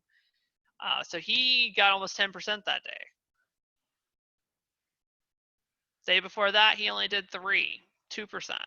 So I'm just showing this to demonstrate that even with a $1,000 account, not doing very much with it, he has been able to consistently make, this was the lowest day, and this was Wednesday. That was that news day. That was his lowest day of this week, was at 1.47%. So it's all about percentages. Don't be discouraged if you only have $100 to work with. It adds up quick. After year 2, like I said, if you don't touch it for 2 years, that's $16,000. I mean, that's, what is that, an extra like $700 a month or something? That's pretty good. Let's say you took that for 3rd year. And remember, you're starting with $100. Let's just say you put $100 in, you didn't take anything out, you didn't add anything either. You just kept your $100 in there and kept trading with it. All right, what would it be after 3rd year? Look at that. $200,000 after 3rd year of trading it, consistently making 1%. Divide that into 3 years. What is that? An extra $70,000 per year from $100. So compound interest is your best friend, and it really is feasible to get 1% per day in Forex. Very feasible, as my husband has proven. So, all right, let me go back to make sure I'm looking at any questions, which I lost my little chat window, so I gotta get it back up. Okay. I want Lee to do a tutorial. Well, you know what Lee does, my husband? He basically gets up in the morning before he goes to work. I'm already trading because I try to get up at 4 with the London Open, or not the Open, but the London session. And he'll say, "Hey, is there anything I should get into?" He'll see, and I'll see if there's like a good opportunity where price is at a good place to jump into something, and I'll tell him if there is. And then when he gets home, he's like, "Hey, should I do anything?" So that's how he trades. He's smiling at me. What if I don't have $100? Well, I think you have to have $100. Like I said, I think Oanda makes you. I think that's their minimum. At least somebody told me that. I don't know for sure. But don't you have to count your losses? Yeah, I mean, I'll show you mine, which actually I showed you Lee's the other day. Yeah, this one from Thursday. I'm only putting closed positions here, by the way. So once I close the trade, that's when I log it. Let me show you mine, which right now I have money from, where is it? I have 3 monitors up, so stuff sometimes goes and I can't find it. Okay. So I'm not Miss Moneybags here. The only reason why I can trade with an account size this large is because we sold our house a few weeks ago. And in the house contract, I negotiated 3 months of free rent in our house that we sold. So we're living in this blissful honeymoon period where we have no mortgage and we have all this capital from our house that we sold, and we don't have to buy our house that we're building until it's done. So I strategically did this so that I would have this money to play around with and hopefully grow into a much larger size by the time we have to pay for our new house that's being built. So I'm not Miss Moneybags here. That's the only reason I have this money and I don't have it for long. So I'm trying to capitalize on this. And my goal is to pay for our new house in cash. We'll see if I can make it happen. But, okay, you can see here what happened to me this week. This is the day the tariff news happened. Now look at my activity before that point and my activity since then. That day really screwed me up. And this is where I say I really need to look at this tomorrow over the weekend before the market opens and really analyze, because look how much it's hurting me simply because I don't have capital to work with right now. All my capital is stuck in these trades that are not doing well, and I'm hoping that they're going to recover. They're still coming from great zones.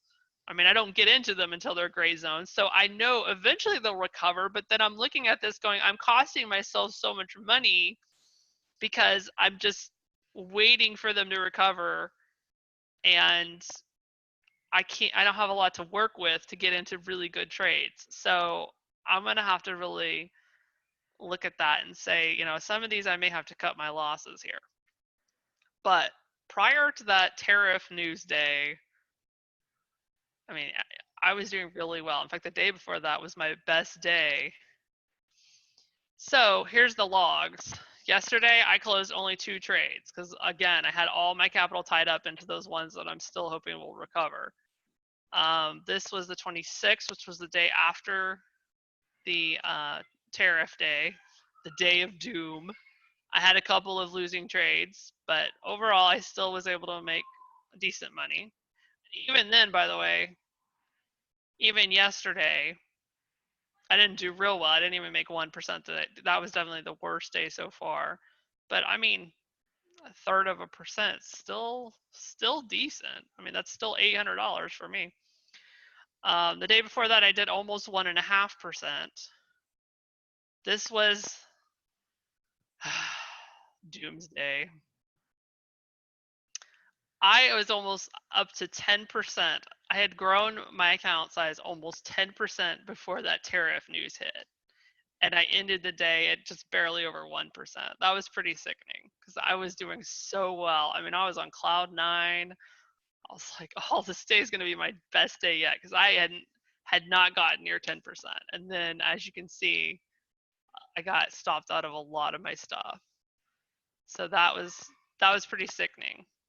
But I did have some good, like I said, I had some good. This euro dollar right here, I made almost $1,800. You see where it's summed right here, almost $1,800 on that one. So the news helped some of my pairs, but it hurt me more than it helped. The day before that, which was my best day yet, I grew my account size by 8% in one day. One day. Do you know how many people are happy to have 8% in 1 year? I did it in one day. This was the day before the tariff thing happened. So I was able to make almost $5,000 in one day, which was 8% of my capital. So you can see, even, I mean, I started that day, I was at 57 before I started that day. Even after the tariff nightmare, I'm at 63. Okay, I can't complain, right? What was Monday? Monday was the 23rd. Okay, so what did I start the week off with? 55. I ended the week off with 63. So even with all of this tariff nightmare, I'm not going to complain about that. I mean, I haven't done my weekly percentages yet, but last week I grew my capital by almost 25%. So yeah, I count my losses, but compared to my gains, my losses are in there and they're not pretty. They're ugly when they happen, especially that one. But in one of my previous videos, I think it was from the day this happened, the 25th. So if you go find my video, I talk about this whole pair trading it and what happened and why I should have never taken that trade to begin with. I explained what happened with that. So if you want to go to the 25th, I'm reviewing all these trades and talking about what happened with that one and why that was a stupid mistake for me to even get into that trade, because if I had been paying attention, I would have seen there was an issue there that I should have never gotten that one. So anyway, I just show this to say, and I show my husband's because some people get discouraged, they don't have a large account. You don't need a large account. Even with $100, in 3 years, you can turn $100 into 200 or more. As I've shown you, if you're actively doing this, 1% is nothing. You can make that before you go to bed. All right. Okay. I figured you bought more monitors. I am. That is in the works. When we were at the airport the other day going to Florida, Lee points out the big TVs that are up on the wall that show all the flights coming in and out. He was like, "That's what you need." I was like, "That is what I need." I was like, "That would be perfect. So I could have my charts up there so that because I get so bored watching candles form, and if you guys follow me on Discord, you'll see I'm always like, all right, I'm bored watching the charts, I'm just getting in. But if I had like huge monitors up there where I could just throw a chart up there and then just go about whatever else I'm doing, I might actually like wait for more opportune times to get into stuff because I can just let it run in the background. So I don't know, we'll see. But don't be surprised if when we get our new house built, you don't see the airport monitors on the wall. I actually am seriously thinking about doing that. So, all right. Did I answer all the questions? I don't know if I got to everything. Was there anything I didn't clarify or touch on? Before I end this, I did want to go to a current chart and just show how I update them. Let's do the euro dollar. Okay, so here's one where I've already done all the work. In fact, I've been in and out of this pair several times. So you can see I even have daily zones, which is the orange. I have 3-hour zones, which is the purple. So when you're updating these, like today is Saturday, so the market's closed right now. So all the weekly zones need to be updated because new candles are going to be formed. That being said, yeah, that's for the week past. So you want to make sure, it's really important that you make sure your zones are up to date before you make decisions on your trades. And this is a mistake I've made, jumping into a trade, not making sure that my zones are up to date. and then got myself into trouble.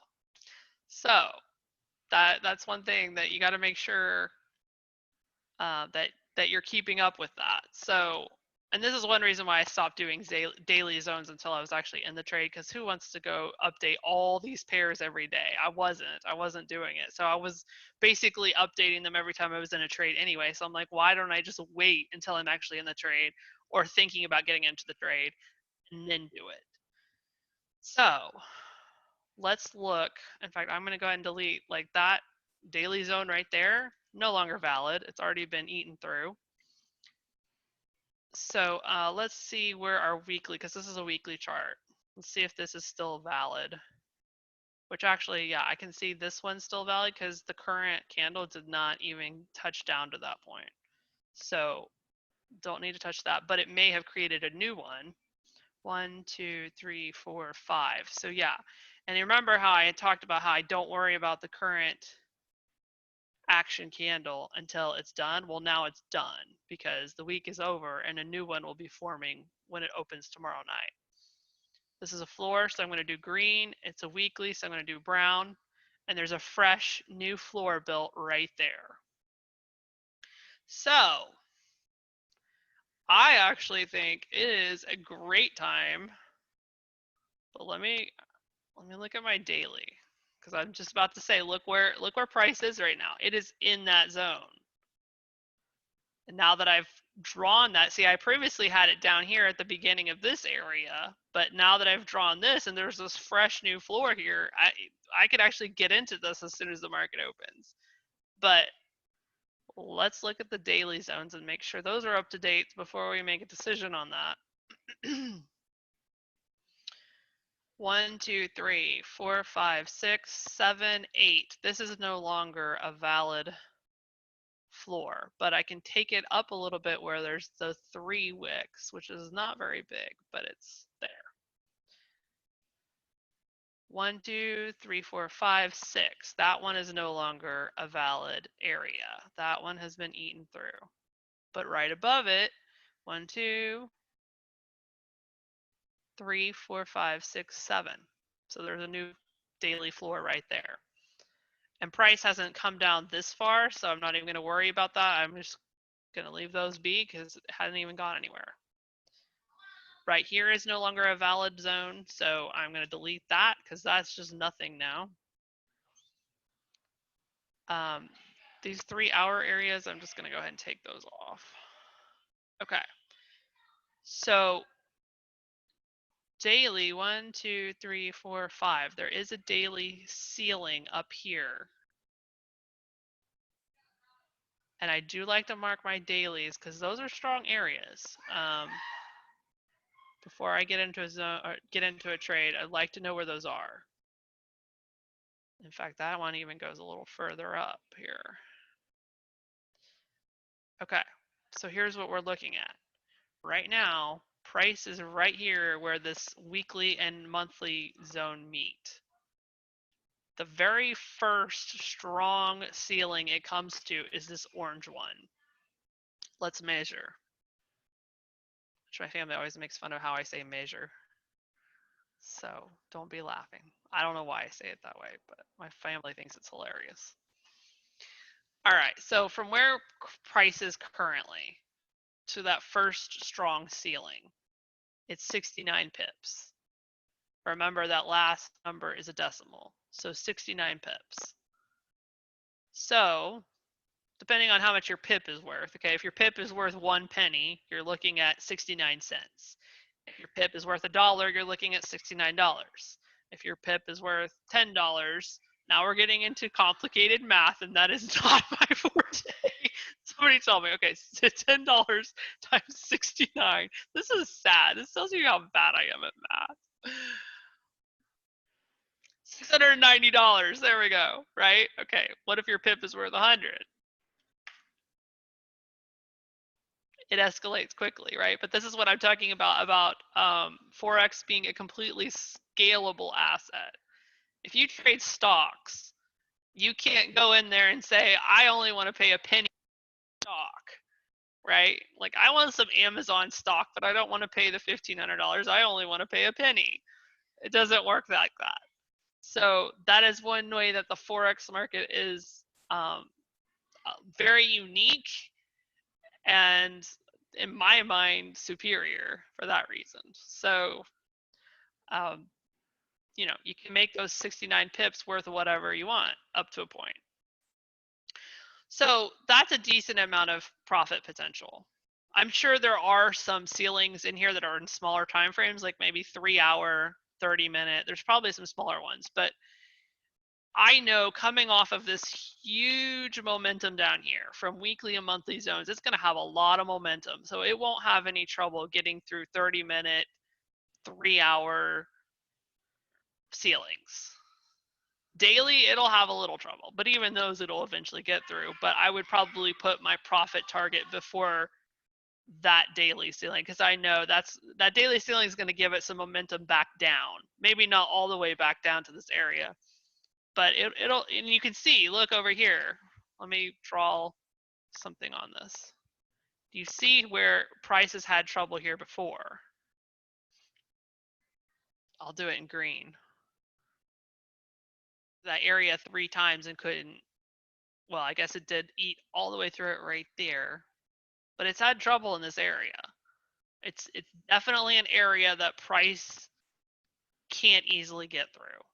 So I would go ahead and get in this trade, but I'm going to set my profit target somewhere before that orange area, at least to mostly get out of the position, if not get completely out.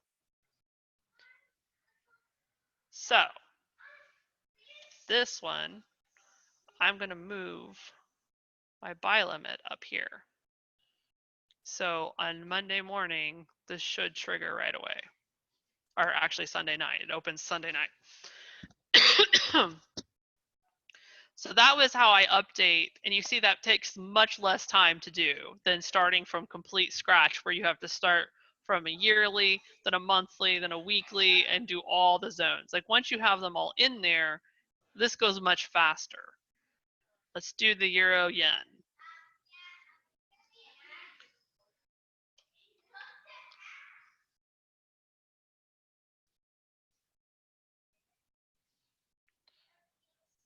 All right, now you can see it just completely obliterated some of these zones. Like you see how that red candle went through these 2 zones?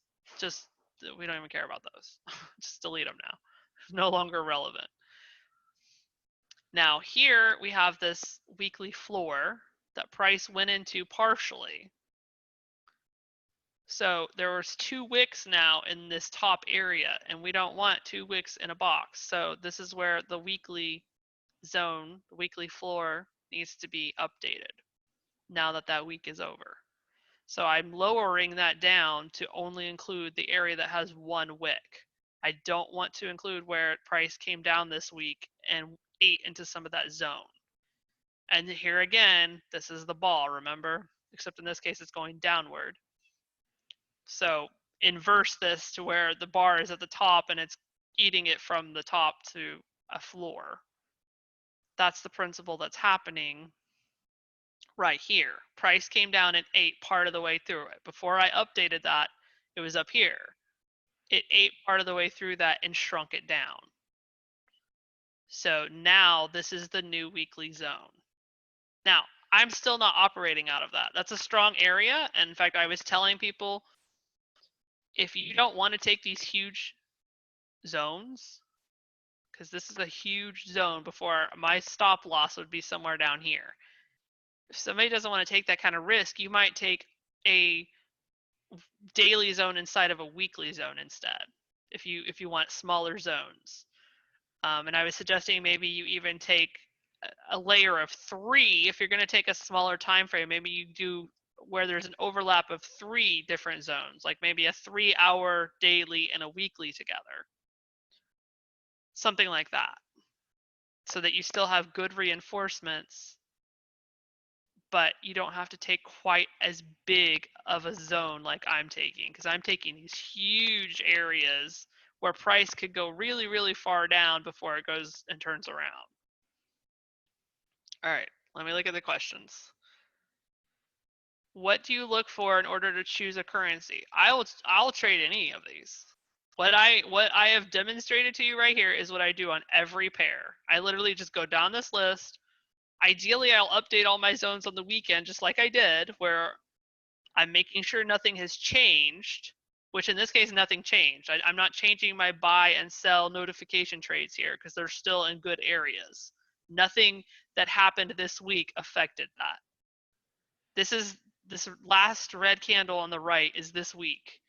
It didn't get anywhere near my area up here or my area down here, so nothing changed for me. I'm going to completely ignore this pair until it comes down and triggers this buy limit down here or this sell limit up here. When it does trigger one of those, like I said, it'll get a notification on my phone, and that's when I know this pair has just entered an area that I like. And now let's go look at it, make sure there's profit potential. If there's profit potential, I'll jump in. Sometimes I jump in without even looking at it. So as long as I know that it's hit a really strong area that I know it's not going to get through, sometimes I just jump in. So I'll trade any of these pairs. I don't care. A lot of people don't trade exotic pairs because of the spread. The spread is this number in between the sell and the buy right here at the top. In this case, again, that first number is a decimal. In this case, it's 9.8 pips. So almost 10 pips. That's basically your commission that you're going to pay. So as soon as you enter this trade, you're immediately going to be down 10 pips just for commission. So a lot of the exotics are more expensive. I have no problem jumping into exotics, but I have lots of capital to work with. So I can make my pip worth a lot, so I can quickly recover those spreads easily. But I told my husband, because he jumped into a couple of those exotics, and that one loss that I showed you, I think that was a check, maybe.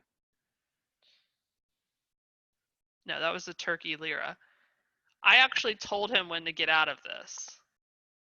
The thing with exotics is they tend to be more volatile, and the spread is more expensive. So I told him he probably shouldn't trade these, because really you have to be actively trading, and you got to spend more on the spread. He actually got into profit on this one, and I told him when to get out. I texted him, but he was at work and he didn't see it, and he couldn't mess with it. So he didn't get out of this until later when he was no longer in a profit pool. So I basically kind of told him where he could get out to cut his losses as much as possible. But if he had gotten out when I told him to, he would have actually made money on that trade. But this is the problem with exotics, is they're more expensive and they're more volatile, which is good for making money. You want volatile. Volatile is good. It's your friend when you're a trader, but you have to actively be managing it. If you're going to be the kind of trader that just wants to let it roll while you're sleeping, or it's just been my experience anyway, that with exotics, you really got to be watching it more closely and be ready to jump out at any second. So I just told him he probably should stick with the majors. They're less commission, less spread, and it's just been my experience. You don't necessarily have to watch them as closely. Of course, if tariff news comes out, that all goes out the window. All right, is Forex currency exchange, or what is Forex? Forex refers to the foreign exchange market. Well, yeah, I mean, I don't know the exact definition of it. Let's just Google it. What is Forex? We'll read the exact terminology of what it is.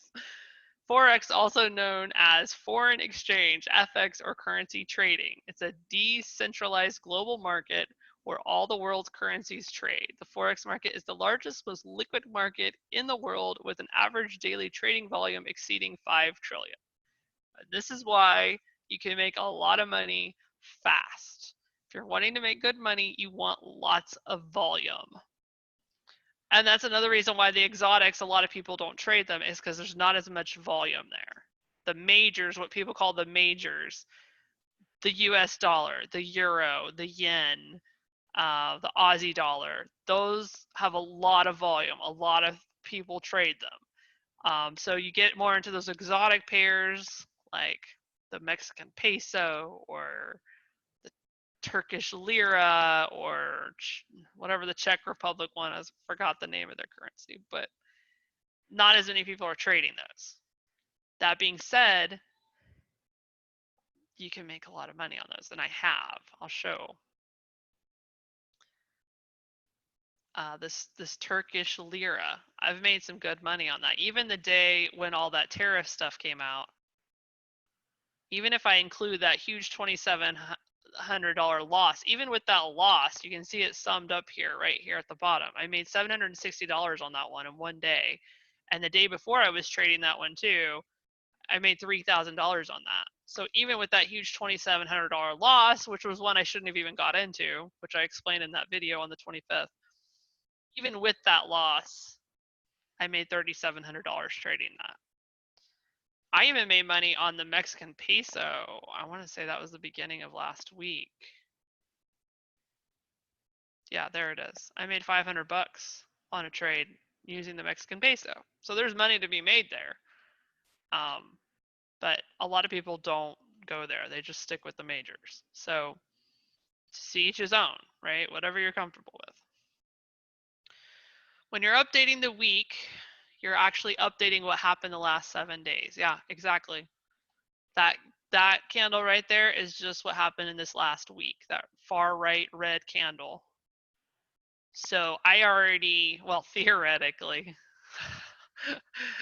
I didn't update all my zones last week.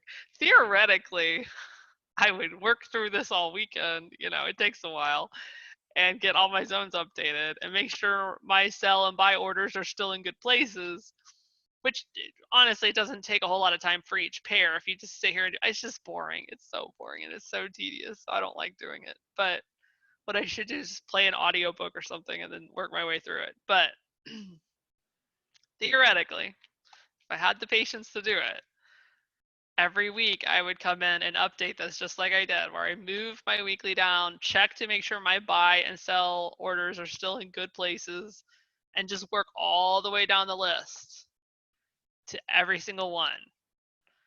And in here, somebody you were asking earlier about, okay, how do I make sure, or how do I decide what to get into? I don't. These decide for me. These little orders, that tells me what to get into.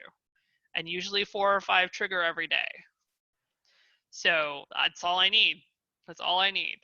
So all I care about, where my bread and butter is finding these areas where the weekly and the monthly are together, putting these little notification trades here to tell me whenever its price is hitting one of those areas, and that's where I go. So the market tells me what I'm getting into that day, and it's just doing this right here. That is literally my decision-making process. Because I know these zones are heavily reinforced. In fact, let's look at the Euro Aussie, because this one, not only were we trading this one last week, but now we're trading it the other way, which I got so skittish from what happened last week. I didn't jump into this one, and I should have, because it immediately jumped up. But all right, so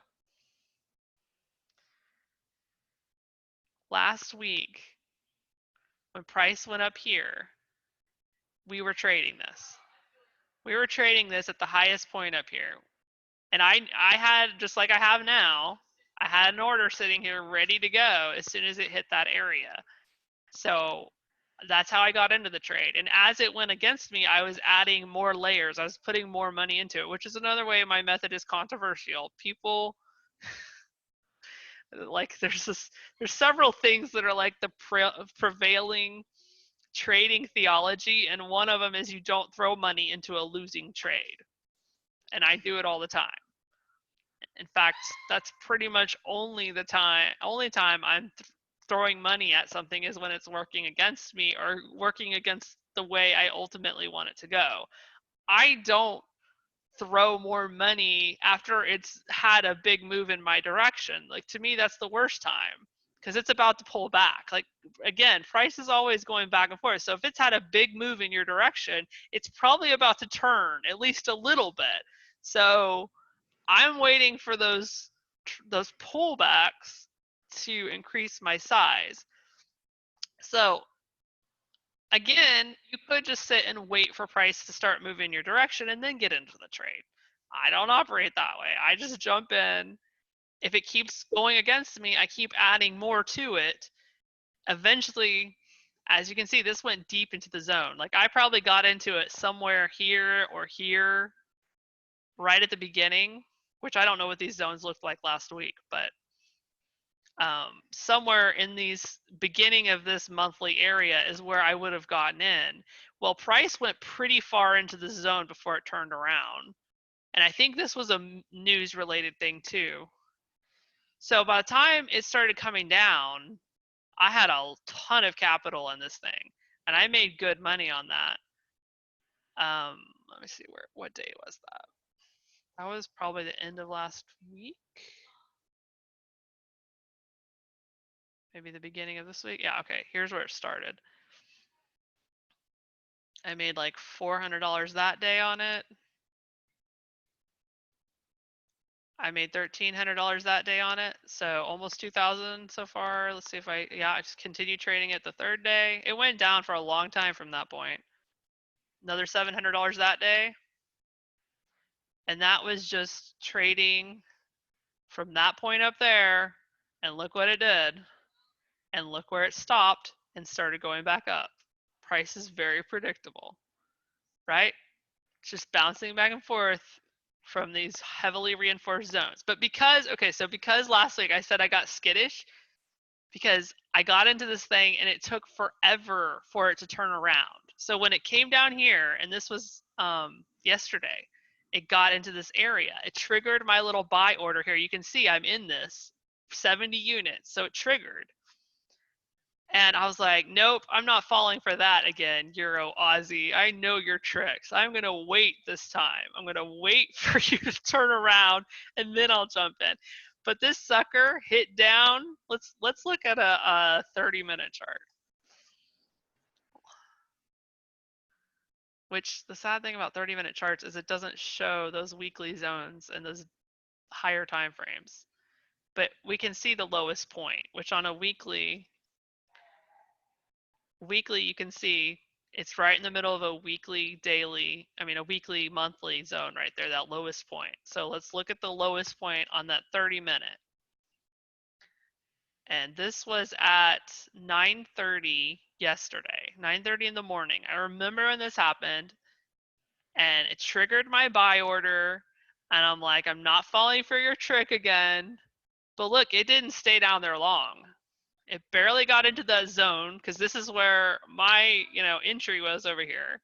Barely got into that zone. It didn't stay there long, and look, it went up to this point. It's pulling back a little bit now, so it actually might be a good time for me to get in, but I really would prefer to be in when it's in those zones I like.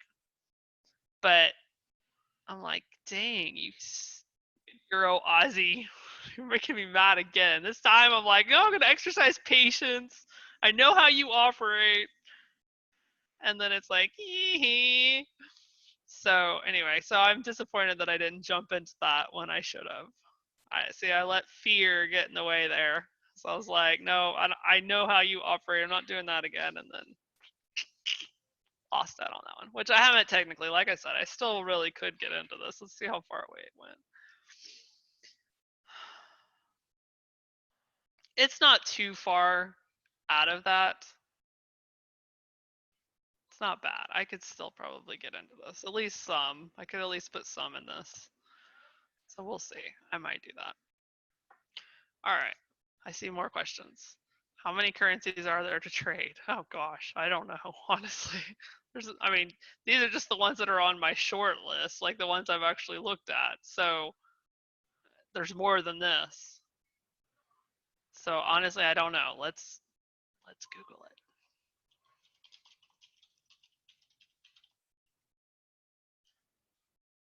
You can see how I get all my information.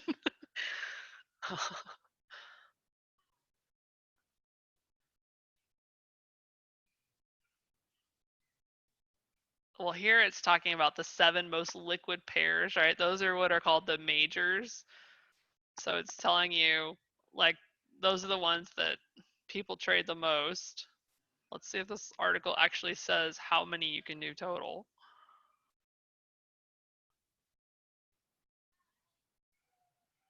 Of course, they don't make it simple. I don't know. The answer is I don't know. Google it. A lot.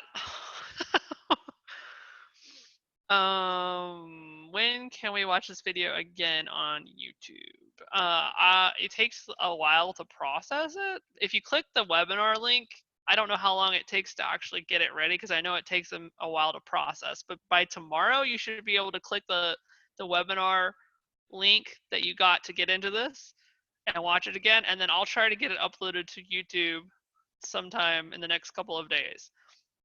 I just uploaded my last video to YouTube, which I think should be done. It was taking forever. Okay, yeah. So I'll just do that right now while I'm on here. So this one is now on YouTube. This is the one that happened. This is where I'm reviewing the day where the tariff news came out. So I did a really slow demonstration of drawing a zone because someone said I was moving too fast.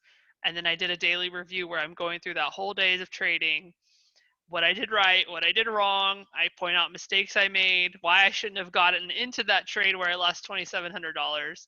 So all that is on that video from the 25th, which was Wednesday, and that was the day that that big announcement came out when Trump and the European leaders got that big deal for the tariff thing, and I don't even know what, but all I know is I lost a lot of money. I was up like on the highest peak, almost 10% in one day I had grown my account. And then, but thank goodness I had done so well that morning because I still came out ahead over 1% for the day, even despite that. So that was good.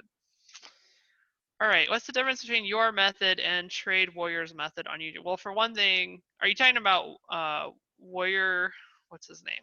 Warrior Trading, I think. Yeah, okay. So for one thing, he only does stocks, which he has some really good videos. I actually learned a lot about candle charts watching his videos. You have to pay like $4,000 to actually take his course, but he has a lot of free material up on YouTube. So I actually got a lot of good information out of his videos. But he's big into he only does stocks for one thing, and he's big on news trading, like finding catalysts for the reason why price is moving. So he's constantly watching news. And since you're doing stocks, you have to watch a lot of news because any news related to any company, that's what he's watching for. So you got to know, what's going on with Facebook, what's going on Amazon, what's going on with all these companies you're watching for. So he has like these subscriptions to these different news feeds that like notify you instantly if some kind of business news came out that is going to affect the price. So he's constantly watching that. So it's just very, and he's big on hotkeys, like having hotkeys set up on your keyboard so that like he'll literally get in and out of trades like seconds, and he's big on having really fast internet, really high functioning computers where you can just be Johnny on the spot with getting in and out of your trades like milliseconds, So it's just a very fast paced, different style, I guess. A lot of people make money doing that. So it's just I don't think I'm that good yet. Um, the the downside to some of his stuff is like he wants you to buy all these different subscriptions, right? The news subscription, the subscription to his chat room where he does his live trading, and he wants you to have like 6 or 8 monitors on your computer so you can constantly be monitoring stuff. So there's like a big, pretty hefty setup cost to getting started with his method. And although I did too, so I can't say much about that. But I paid a lot of money to learn this. And the reason why I ended up going with the route I went with which was instruction, which was classes where I had face-to-face instruction rather than online. Because I almost did this. I almost did him, bought his $4,000 course or whatever. But I opted to pay more to get the interactive classes where I could actually ask questions and interact with an instructor and get the lifelong support, where I didn't feel like I'd get it as much with an online training course, which I'm sure I would still learn a lot with this. But anyway, does that answer your question about the differences? You don't pay attention to where everyone else trades on social media. He follows the trends. No, I don't follow news. I don't follow trends. And as you have heard thus far, I don't follow what anyone else does either.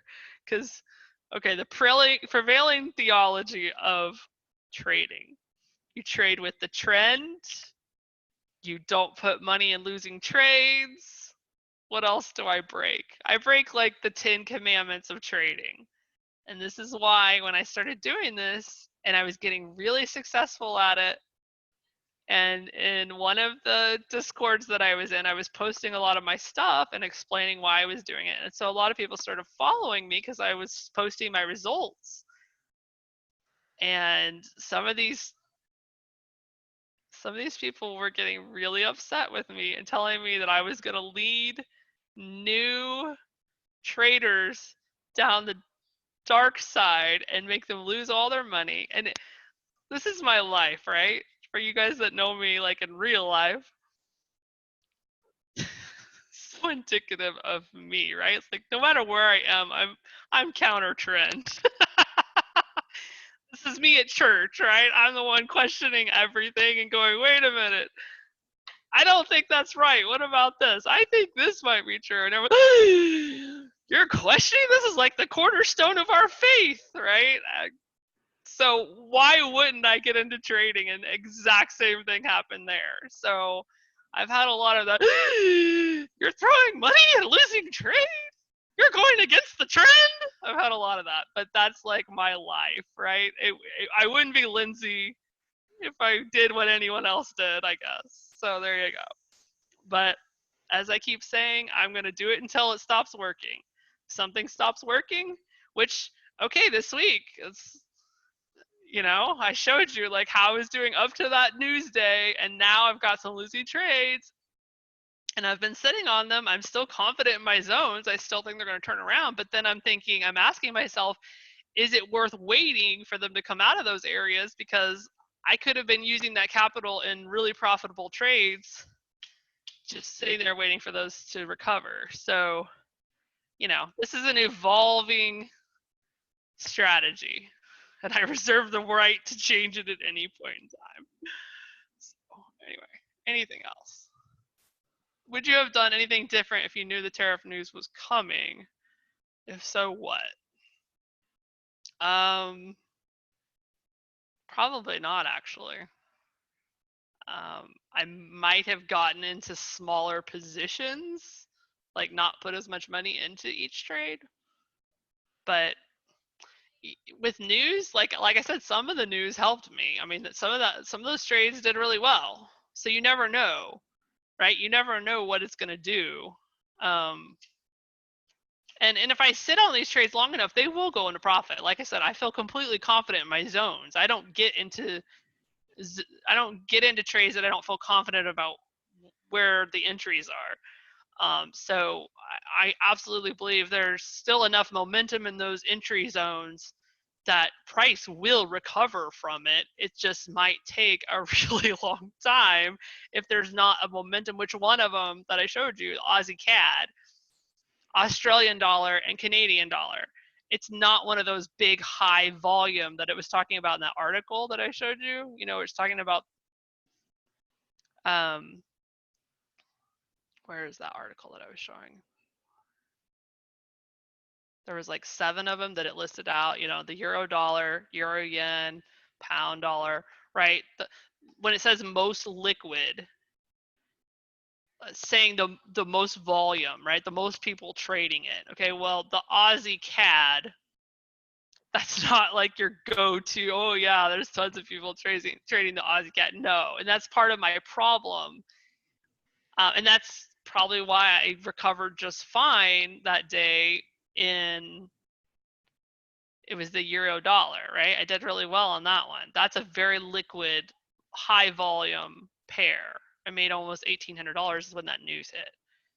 But Aussie CAD,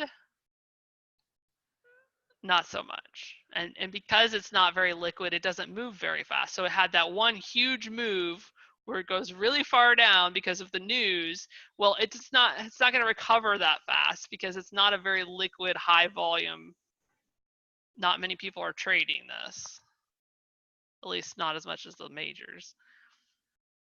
So my zone is still good. I mean, look at that floor. It's not getting through that floor. It's going to recover. It's just a question of how long do I want to sit in this losing position with my capital tied up into it?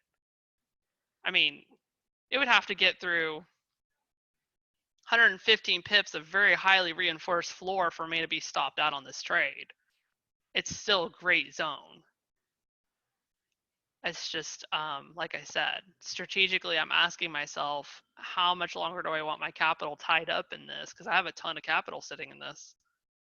Because I was looking at this going, oh my gosh, look at this. I mean, some of these zones were just created in the last couple of days, but these weren't here when I got into the trade. It was like nothing but air for a long time. And I'm like, look at this. There's just huge reinforced floors here. Nothing but air above me for a long time. So, I mean, I still feel very confident that this is going to recover. It's going to have momentum out of this zone. At some point, it's going to turn, and it probably will go all the way up here to that ceiling. But how long do I want to wait for that to happen? That's what I'm asking myself. What is your money actually going to? In other words, what are you actually trading? You're actually trading currencies. That's it. You're, I guess in this case, you're buying the Aussie dollar, I guess. I don't know. That's a good question. What are you actually buying? Let's Google it.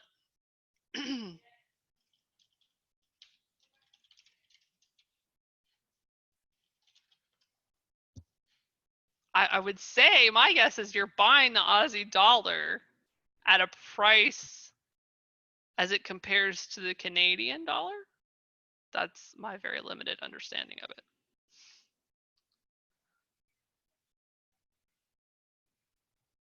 It's taking me to the same article. Let's see if it gives us more information. If you've ever traveled overseas, you've made a Forex transaction. Take a trip to France and you convert your pounds into euros. When you do this, the Forex exchange rate between two currencies based on supply and demand determines how many euros you get for your pounds. And the exchange rate fluctuates continuously. So it's, I guess, basically like it's saying, you're traveling, if you're traveling to a different, like when you guys went overseas for when you traveled abroad, right? Like you're having to transfer your US dollars into whatever country you were in, the British pound or the whatever it is in Spain. So it's one currency against another. How many dollars equates to how many British pounds? So clear as mud, right? But I mean, it's not like stocks where you like actually have like a tangible position in a company, like where you actually own part of a company. It's different. You actually own Aussie dollars, I guess, in this case, but at a price as it compares to whatever the offset is. Where's your money actually going? Well, in this case, Oanda has it, and they're running it through the Forex exchange market. And you actually own, like I said, whatever the currency is that you're trading, and hoping that it goes up in value or down in value, depending on what kind of trade you're in. But honestly, Google it. I mean, these questions, I don't know a whole lot about Forex, honestly. I don't really care. Now, Derek, you can see he's doing a ton of research. He's obviously one of those researchers. He needs to have all the ducks in the row and all the research done before he jumps into anything. So he's probably knows more about it than me at this point. So I'm not a researcher. Whatever. I just jump in. So go ask Derek. He's gotten all the research down. Like I said, he probably knows more than me, and he just started looking into it like 2 or 3 days ago. Can I get some one-on-one tutoring? Sure, I'll give you the family discount. All right. I'm going to close this out. There's another one of my great losing trades from the other day. Yeah, I'm gonna have to strategically look at all these and say, all right, is this still worth putting my capital into? Okay. Unless you have any other questions, I am going to end the meeting, and then I'll try to get this video posted on YouTube as soon as possible, hopefully tomorrow. So hopefully this was helpful. Not so much on the general Forex questions, because I honestly don't know. I'm just Googling it.